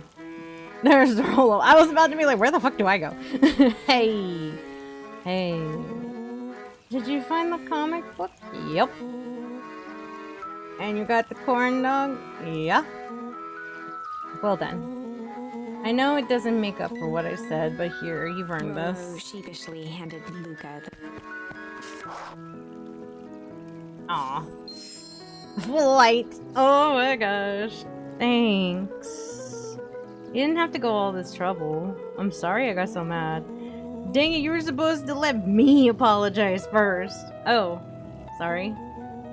Now you've apologized twice before me. Just let me do this. Luca, I'm really sorry. With everything that's happened with your mom and all, I've always wanted to be there for you. Be a good friend, you know? When you said you were hanging out with someone else, I kind of freaked out. Rollo. It's still my turn! I feel like if you needed some new friend to help you, it meant that I wasn't good enough. But that was selfish and wrong. I was wrong. I'm so sorry, Luca. Okay, apology over. You can talk now. Luca threw himself at Rollo, hugging him Aw. as tightly as he could. Okay, Rollo. Okay, you redeemed yourself, buddy. Rollo, I don't deserve you. I don't deserve you either. That's why we deserve each other. So, what else did you want to do today? We could snoop around and try to find some info about your mom. Snoop where? We could probably sneak into Vanilla Harvest HQ while everyone's at the festival. Aren't you curious about all that stuff with the clipboards right down? What if we get caught? I think I've had enough excitement for 1 week. Let's just make the rest of the day about us. Really? Yeah, the rest of the world can wait 1 more day. You know, I have been waiting to get some work done on the MCDC at Mission Control. The aim is a bit unpredictable. This sounds perfect. Alright, let's go! To the treehouse! Thank you for the hydrate, by the way. I'll take a drink in a minute.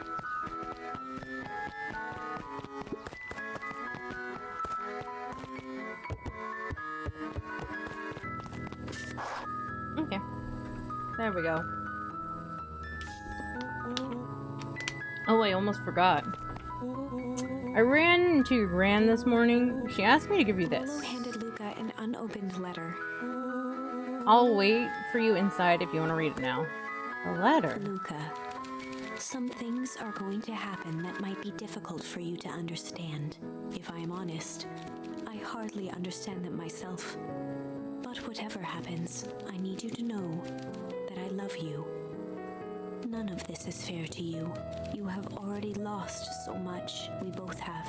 I wish there was a simpler way forward. But if there is, I haven't thought of it. That's not ominous. God knows I've tried. Everything I've done, I did for you. This is so Hope ominous. someday you can accept that. Love, Gran. I love you too, He Gran. folded the paper into his pocket and headed up the ladder. That's not ominous at all. What's up with the letter? Anything you want to talk about? Maybe later.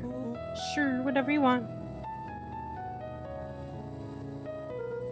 You know, you really didn't have to go to all that trouble just to apologize. I know, but we've been looking forward to the festival for weeks.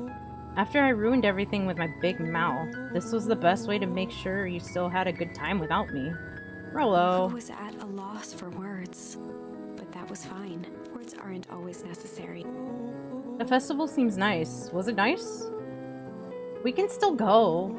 Nah, this is fine. Well, there's always next year. Sadly, this was untrue. A distant rumble shook the treehouse. Huh? What was that? Oh man, we missed the It was fireworks! not fireworks. It was something the boys couldn't possibly comprehend. Oh Something as no. old and cruel as time itself. Oh no. Oh no.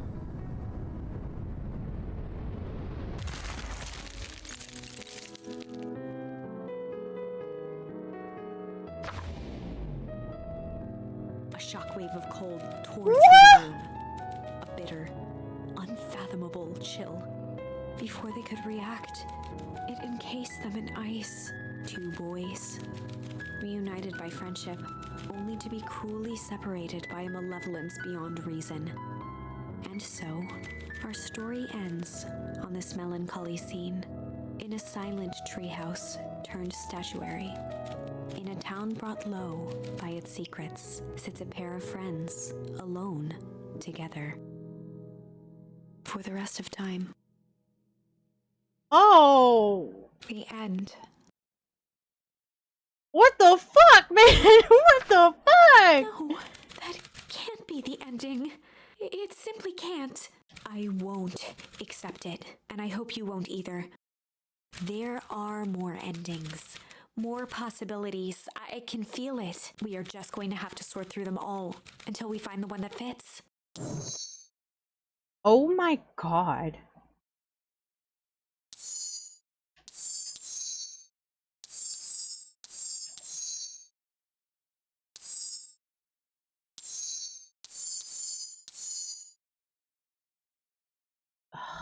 Oh my god. That's insane! Okay, I don't know if I should do this one still or go back here. You know what? I'm gonna go to this one first. Because I think the other one's gonna be like action-filled. And I like kind of want to see that. Grounds begin to break. Luca began to respond, but the sky answered for him as the clouds above began to break, revealing patches Okay, of it is? Okay, cool, star-filled cool. summer night. I'm gonna go with this one and like Filtered keep down, like the low, like shimmering in the the cool treetops. ones, and then I'm gonna go for like the crazy ones afterwards. Cause I'm like I want some excitement at the end. You sure? Yeah, sure. You can meet Rollo. Ah, you're not going home? No, I promised Rollo I'd tell him Luca about. stopped himself mid-sentence. Promise you tell him what? Spit it out, bub. We're thick as thieves now. If there's a juicy secret, you gotta tell me. Okay. You can come to the treehouse and I'll tell you what happened. Heck yeah. Let's go! Luca saw Beck Beck! standing by the gate. I love Beck.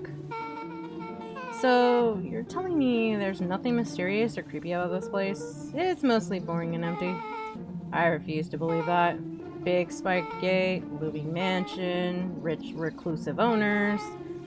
It even smells shady. Beck grabbed the wrought iron bars and shook the gate. Mark my words, you decadent nightmare house. You will never you will reveal your secrets to me. Whoa!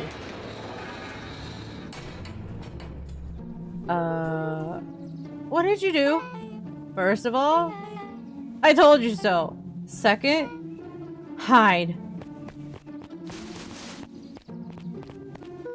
Oh?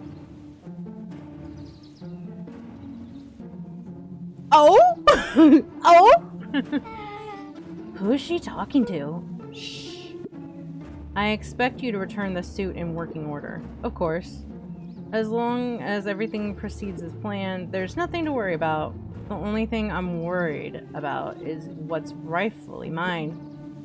If that means making some unsavory alliances, so be it. Couldn't agree more. There comes a time to suspend hostilities. I'll deal with our common threat. Now this is what I'm talking Beck's about. voice was an excited whisper. So that's what they were talking about, the suit.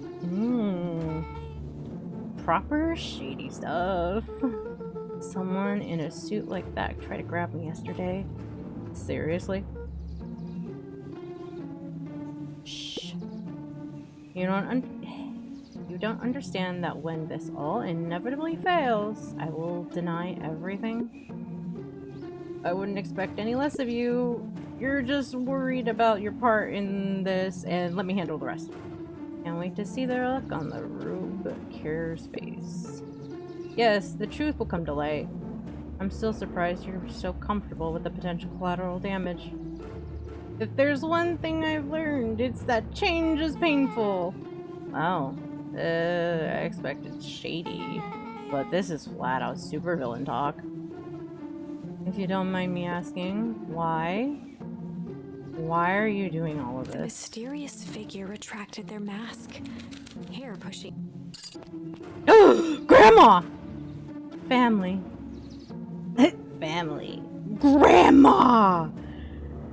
Grandma! A chill ran down Luca's spine. Grandma! His vision blurred. Beck stifled a sharp wince, and Luca looked down to see himself wrenched. An answer I can certainly respect. Gran tousled her hair back under the face mask. Grandma! Just remember, keep everything nice and normal until the festival. I don't need lessons in rousing suspicion. Gran gave Eris a curt nod and disappeared into the night. Grandma! Grandma, what are you doing? Grandma! What the fuck, Grandma? What the fuck, Grandma? Chapter 5. What big ears you have. Oh! Lucas sat shivering in the bushes, staring at his feet. After checking to make sure the coast was clear, Beck gave him a gentle tug on his sweater.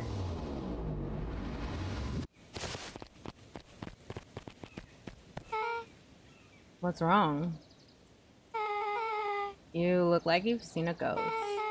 Why are you so scared of that old lady in the hazmat suit? That was my gran. That was Your gran? Yeah. Okay. Well, I'm sure there's a perfectly reasonable explanation for all of this. Let's just get to the treehouse and figure things out. Lead the way. Grandma! Grandma, why are you in the hazmat suit? Grandma, what the fuck? Oh my god.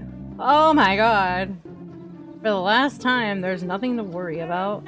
Of course, we're not worried. Clipboard finished writing with a scratchy flourish and looked up. Just dotting our I's and crossing our T's.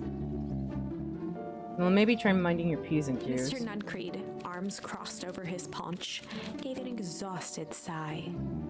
If there's anything you need knowing, you'll know it. Absolutely.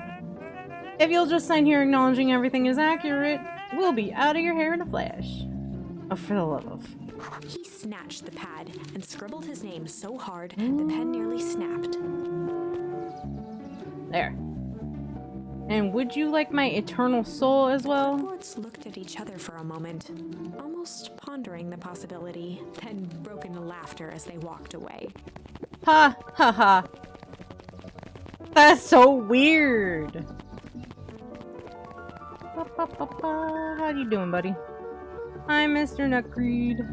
Let me give you some advice. The next time someone you don't know asks to hear your thoughts, give them a good hard bop right to the kisser. Oh, Gran tells me to just keep away from the clipboards. That's good, that's good. Your Gran is a smart lady, Luca. Speaking of which, I better run along home now. Or you better run along home now. Too dark out here to be wandering on your own.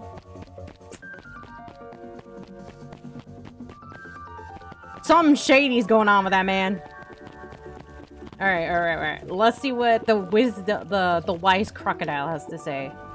The answers you seek will be revealed to you in due time. The question is, the figure intoned. Are you prepared to live with the truth? Oh my god! What's going on? Jesus. Another day, another dollar. See you tomorrow, Z. Have you noticed how all of perennial harvest folks order the same drink? Decaf cappuccino with foam. Why? I don't know. I just thought it was a little odd. Pretty weird for sure. Well, the customer's always right. See you bright and early tomorrow. I can't wait. He sounds so excited. You know, so excited. Okay. Let's see what I can say. Time to make my way back to the treehouse. What the fuck?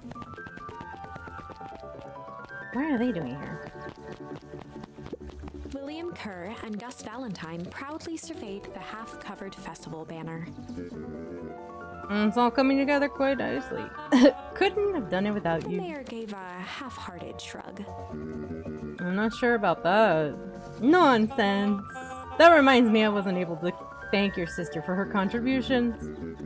And she's been indisposed of late. She doesn't like me much, does she? Oh no, that's not at all. She's just been busy. Of course. Regardless, I would be forever grateful if you could pass my thanks to her. The History Museum adds a real air of importance to the whole affair. And we couldn't very well celebrate the story of Beacon Pines without including the Valentines. My father was a great man. You're darn tootin' he was. Kerr locked his arm on Gus's shoulder. But I mean the entire Valentine family. Present company included. Can I ask you something, Mr. Kerr? Call me William. Ask away. William, why are you doing all of this? Gosh, I never felt one needing to compel reason to throw a party. Not just the festival, all of this. There's gotta be 100 down on their luck towns out there. Why the perennial harvest so interested in helping Beacon Pines? You know what I love most about agriculture business? Seeds. Seeds. Yup, little bundles of potential. With a glimmer in his eye, Kerr gestured grandly toward the horizon. You treat a seed right, nurture it, feed it, and it can grow into something truly special. You see potential here? Undoubtedly. Who says indubitably? The seeds of greatness is already under our feet. And all it needs is a little nudge. And the right leadership, of course. Oh. Good night, Mayor Valentine. That's surely not a threat. Surely not a threat. Surely not a veiled threat at all. Oh. Oh, this is nice. Yeah, the treehouse is just a little further from here. So, what's your buddy Rollo like? Rollo, he's Rollo. Not particularly helpful. Sorry, I just never thought about it. Lots of energy. He's funny even when he's not trying to be. Things have been tough for his family since the foul harvest. It's about damn time you tell me what this foul harvest thing is. It's kind of a long story. Hit me with the highlights. Okay. There used to be a fertilizer company called Valentine's.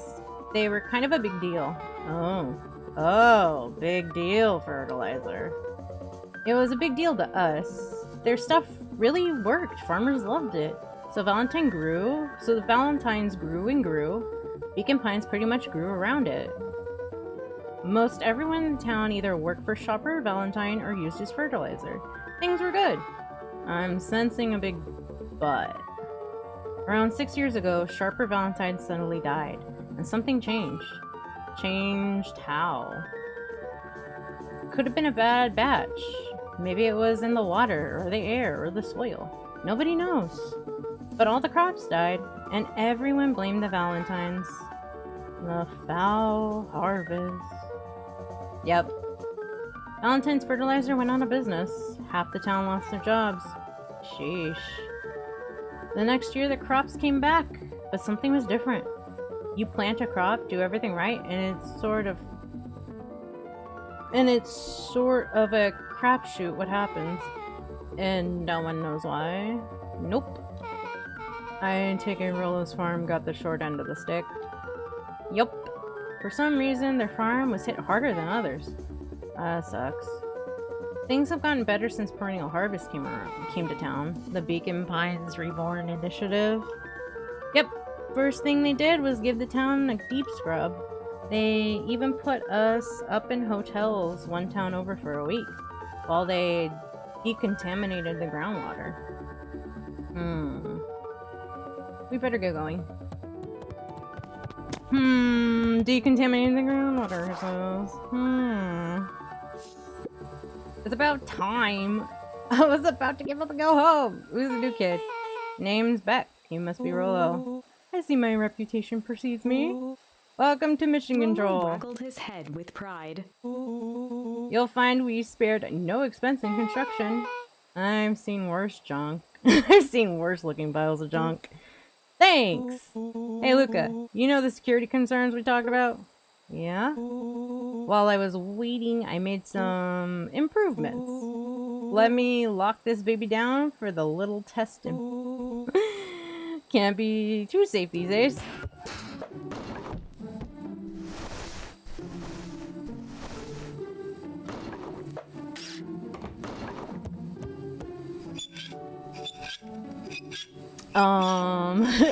I'm like curiously looking.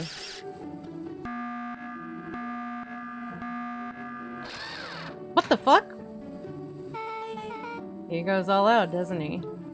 Always lavish.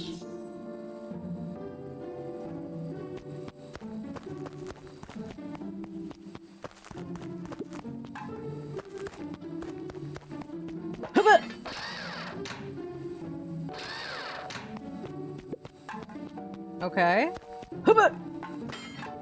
Okay, that worked. Oh my god, it's moving. God. There. Oh my god. Oh my god, Rollo. Where did you guys get all this junk in the first place? There's a guy in town named Jeff who trades his junk for snacks. Junk food for junk. Nice.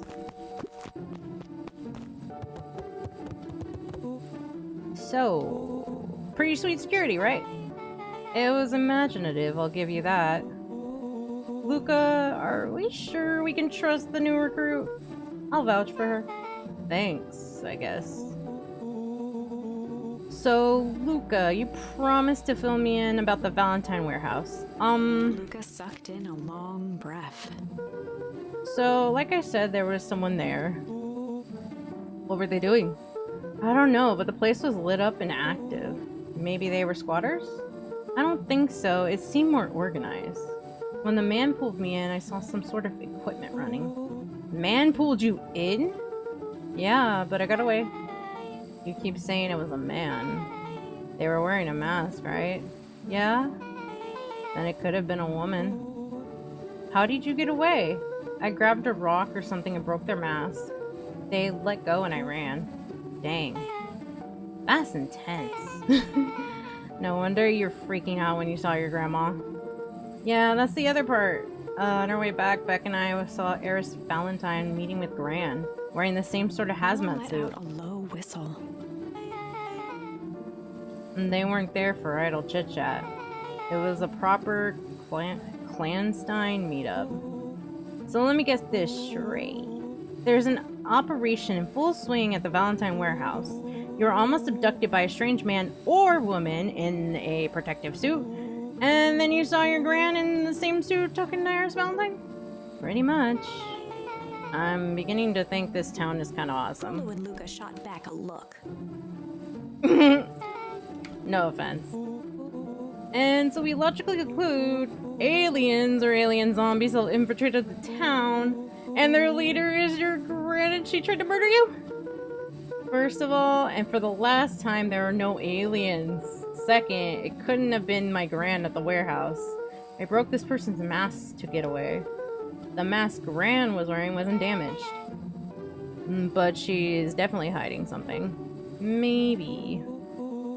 Your gran is weird, but she might be the most boring person in the universe. All she does is sit around and make jam all day. What could possibly have to hide? I don't know. We haven't talked much since she moved in. Moved in? Your gran isn't from here? No, she came a few months back to take care of me after his mom went missing. Did your gran know? Did you know your gran before? Not really, no. It's been years since I've seen her. Luca, don't take this the wrong way, but are we sure your gran is on the up and up? Luca gazed out the window. I'm just saying. It sounds like strange stuff has been happening since she showed up. We could say the same thing about your family. But you're right. Luca, your gran is hiding something, and Pa always says folks only bury stuff worth digging. We need to investigate your house. If my gran really is hiding something, don't you think I would have noticed by now? That's kind of the whole point of hiding something. I guess you're right. Gran's been leaving the house for hours at a time this week. I'll call you tomorrow when the coast is clear, and we can start getting to the bottom of this. I'm always game for good snoop. You can count me in. I love Beck! Oh my god! Beck is so cool! 6. Love Beck. Lair. Ooh, secret lair. Secret ta-da! Secret ta- oh, there's ads, by the way. Secret ta-da! Summer forged ahead, but the nights only seemed to grow colder. Luca walked home slowly under the pale starlight, cautious to avoid any more surprises lurking in the shadows. Reaching home, he slipped quietly into bed, half dreading what they might discover the next day.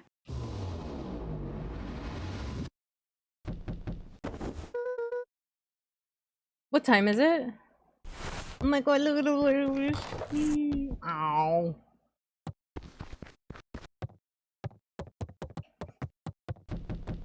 I'm coming! Alright, since there's an ad going, I'll be right back real quick. I'll be back. BRB! I'm back! Hello! Let's go. Oh my god, he's got a Sherlock Holmes cap.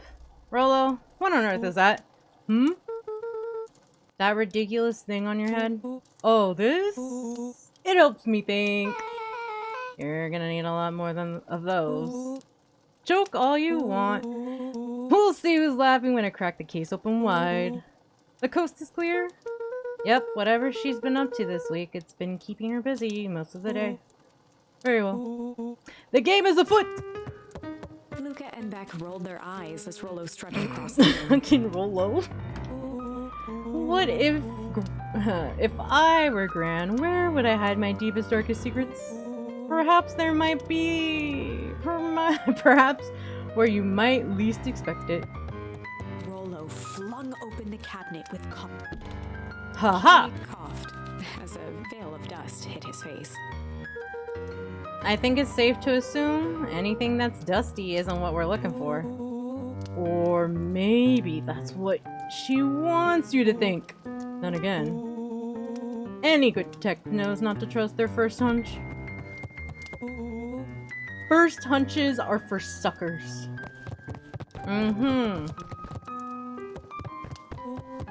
Eureka!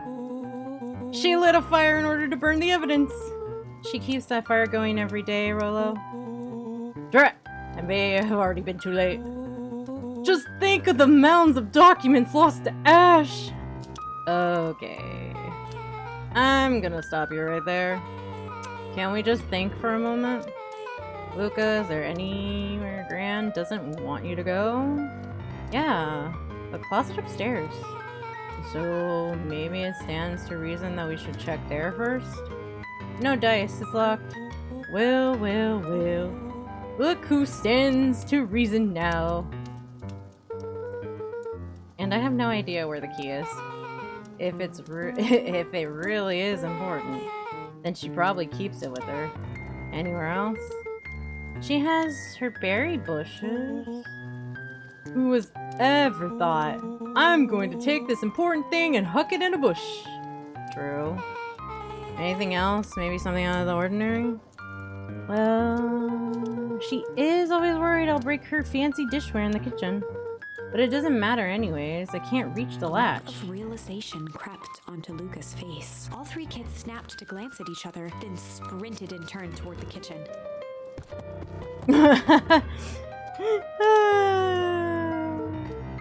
Alright, Rolo. It's your time to shine. Ah, yes. You've called upon my expert detective skills. Now I shall proceed with... Before he could finish, Luca scrambled up Rolo's back. Hey, this isn't my idea of detective work. Every squad needs a good lockpick.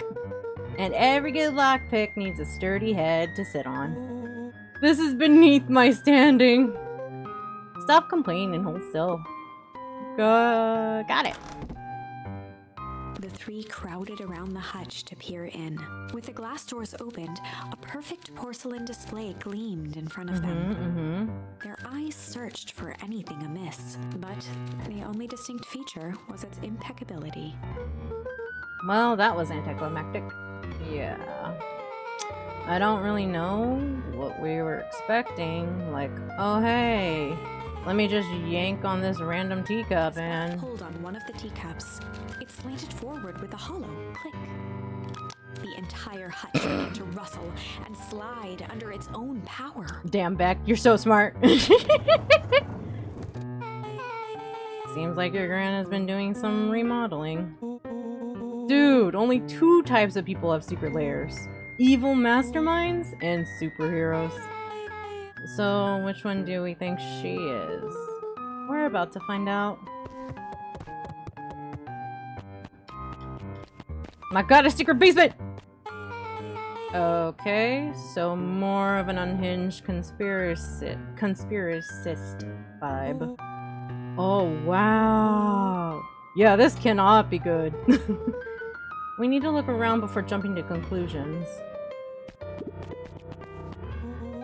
What do we have here? Barrels marked caution, explosive. And jam jars. That's enough jam to feed the whole town.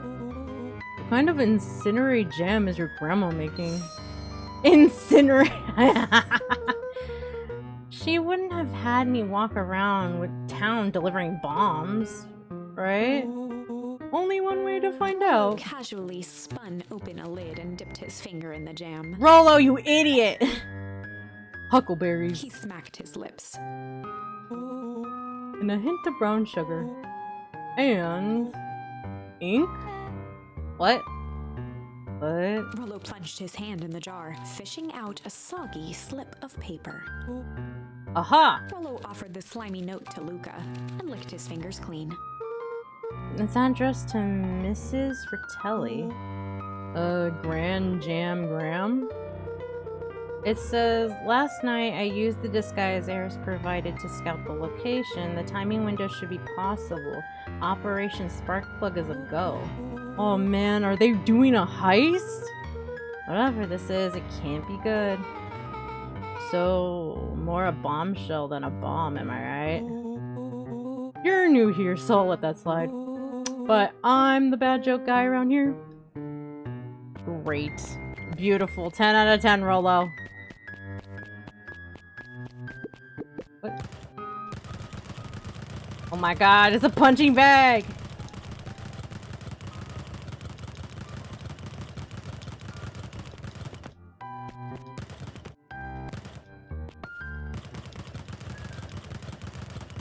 I'm just hitting a punching bag at this point. Alright. Conspiracy there's time. A spider web of string connected photos of people from the town, interspersed with hastily scrawled notes. Well, she sure has kept herself busy. Is your gran a serial killer? Because I'm starting to get a vibe. Don't be ridiculous. Sure, she's just tracking the movements of everyone in town, out of the kindness of her heart. She puts little symbols by some of them. Yeah, Mr. Nutcreed has a check mark. Clipboards are all inside a big circle. My mom's are both on here. Both with question marks. Gus Valentine has a question mark. Eris has a question mark that's been crossed out. Mr. Kerr has a bullseye. The killer has chosen her next victim! We don't know what any of this means. Whatever it means is probably not good. Luca jostled each cabinet drawer and Fucking only one was unlocked. Rollo! Fingered through the filing cabinet, pausing at a bulging Fucking folder Rollo, I labeled swear. Walter. Walter? For a long moment, he just stared at it. What do you got there? It's my dad. Looks like some of his old medical files. Your dad was a doctor? Luca nodded and caressed the label with his thumb. Well, are you gonna read it? Here, let me help. Rollo swiped the folder from the drawer and began leafing through the Rollo! pages. He whistled to himself, barely looking at the text. How about you actually read some of it? One sec. Dense documents such as these are a lot like a cheeseburger. It's best to skip straight to the middle. That's where all the meaty bits live. Wow, I had no idea we were in the presence of a prominent scholar in dense documents and cheeseburgers. By all means, He proceed. stopped at a page and mimed, holding up a monocle. Aha, here we are. Follow-up examination of Terrence Wilby.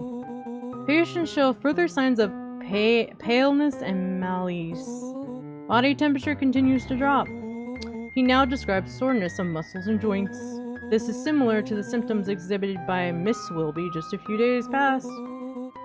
Still waiting on lab results from Rollo Joseph. looked up with heightened surprise. See? Creepy. Yeah, that's kind of disturbing. Who's Joseph? That's Mr. Nutcreed's name. Wait, Rollo's finger traced across the page. there's more scribbled in the margins. Could it be contagious? Mr. Wilby claims the tap water at his home has been contaminated. Perhaps environmental? Lab results only raise more questions. It's like he came back to this report later and made notes. So it might be related to something Rollo else. scanned through several more pages. Here, the writing looks shaky. I just couldn't help her. This disease or whatever it is progressed so fast, and with his wife's passing, Taryn's condition follows close behind. Exacerbated by the loss, enough is enough. I need to take matters into my own hands. Luca, staring blankly at the cabinet this whole time, spoke softly. What does it say next? Rollo rustled the folder, trying to loose more pages. That's where it ends. What? There has to be more. Luca frantically shoved the remaining cabinet folders, trying to find another labeled Walter. Luca, I think that's the only one. It's alphabetical, see? What did he mean, enough is enough? How did he take matters into his own hands? This is bullshit! Luca slammed the drawer shut. This is bullshit! Mood, kid, mood! Around a worn-down old map of Beacon Pines. Cool! This looks like a treasure map. Not every old map is a treasure map, Rollo. Yeah, but every treasure map has an old map. Can't fault that logic. Look! There's even a pathway drawn on it. It starts at the entrance to town, and if we follow Rollo it, carefully traced the path with his finger. it leads right to... He jabbed down at the end point. Down square? That's the fountain in the middle of town. That's a weird place to hide treasure. Rollo, that doesn't look like treasure to me. The end of the path on the map has the same symbol as these explosives over there. So it's not hiding treasure? A real bummer.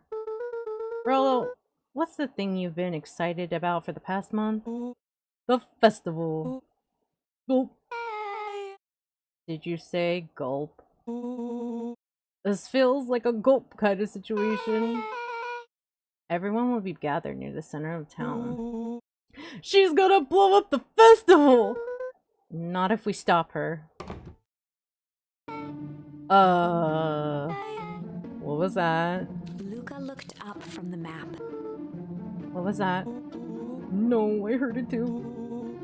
That was the front door. Which means someone just shut the door. Which means someone's upstairs! Shh, quiet. Hit the lights. Beck flicked off the light, and they became statues in the dark. Overhead, creaking floorboards bent under slow, deliberate steps. The kids looked up, the tilt of their necks following each footfall.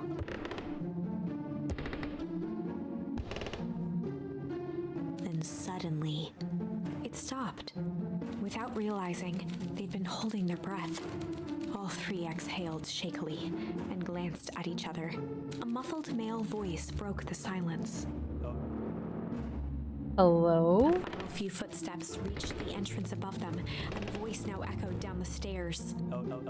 Anyone down there? Three kids shuffled to the corners without a peep.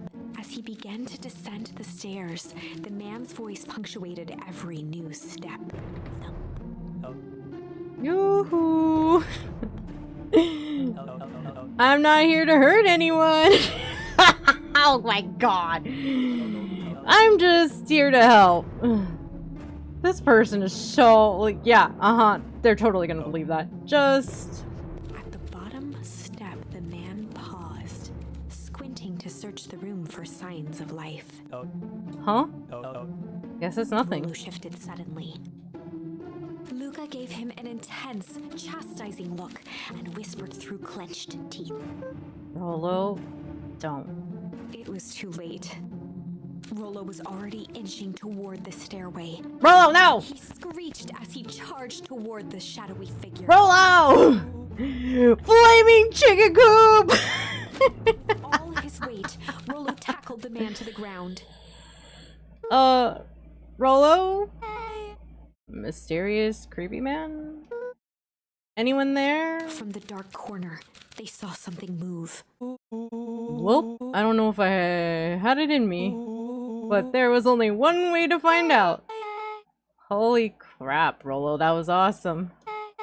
Wait, did you kill that person? Luca scrambled to the hunched figure on the ground, pressing his fingers to the man's neck. Oh my god, He did you kill sighed him? with relief. You sure clobbered him good, Rolo. He's knocked out As cold. Beck flicked back on the light, Luca and Rollo both gasped in stereo. Mr. Tolliver? Yes! Chapter 7. Oh, yes. We got to chapter 7! Okay. Since we're in chapter 7, I'm gonna get this to play. The interrogation of Hiram Tolliver. Still unconscious, Hiram Tolliver. Mr. Tolliver slumped heavily in a shoddy old chair. His hands were bound with rope, his feet tied with some loose string. The kids huddled in a circle, discussing their plan. One thing was certain, they couldn't just let Mr. Tolliver go.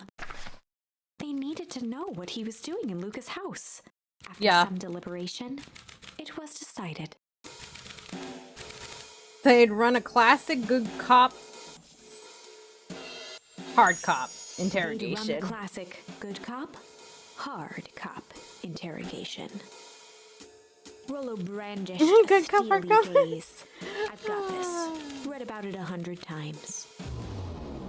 Oh my god, Rolo! Rollo swaggered past the chair which propped up the slumping Hiram Tolliver. Okay. I'm gonna leave it there for today. It's been going on for 4 hours, and I want to get some food and chill. So I am going to leave it here for today. I will be back next week, I believe on Tuesday. Yeah, I'll be back next week on Tuesday with more Beacon Pine. This is getting really fucking good. I love it. It's getting so good right now. But you said you had a Discord server? Yes, I do have a Discord server. You can also follow me on Twitter or Blue Sky. Give me a second to switch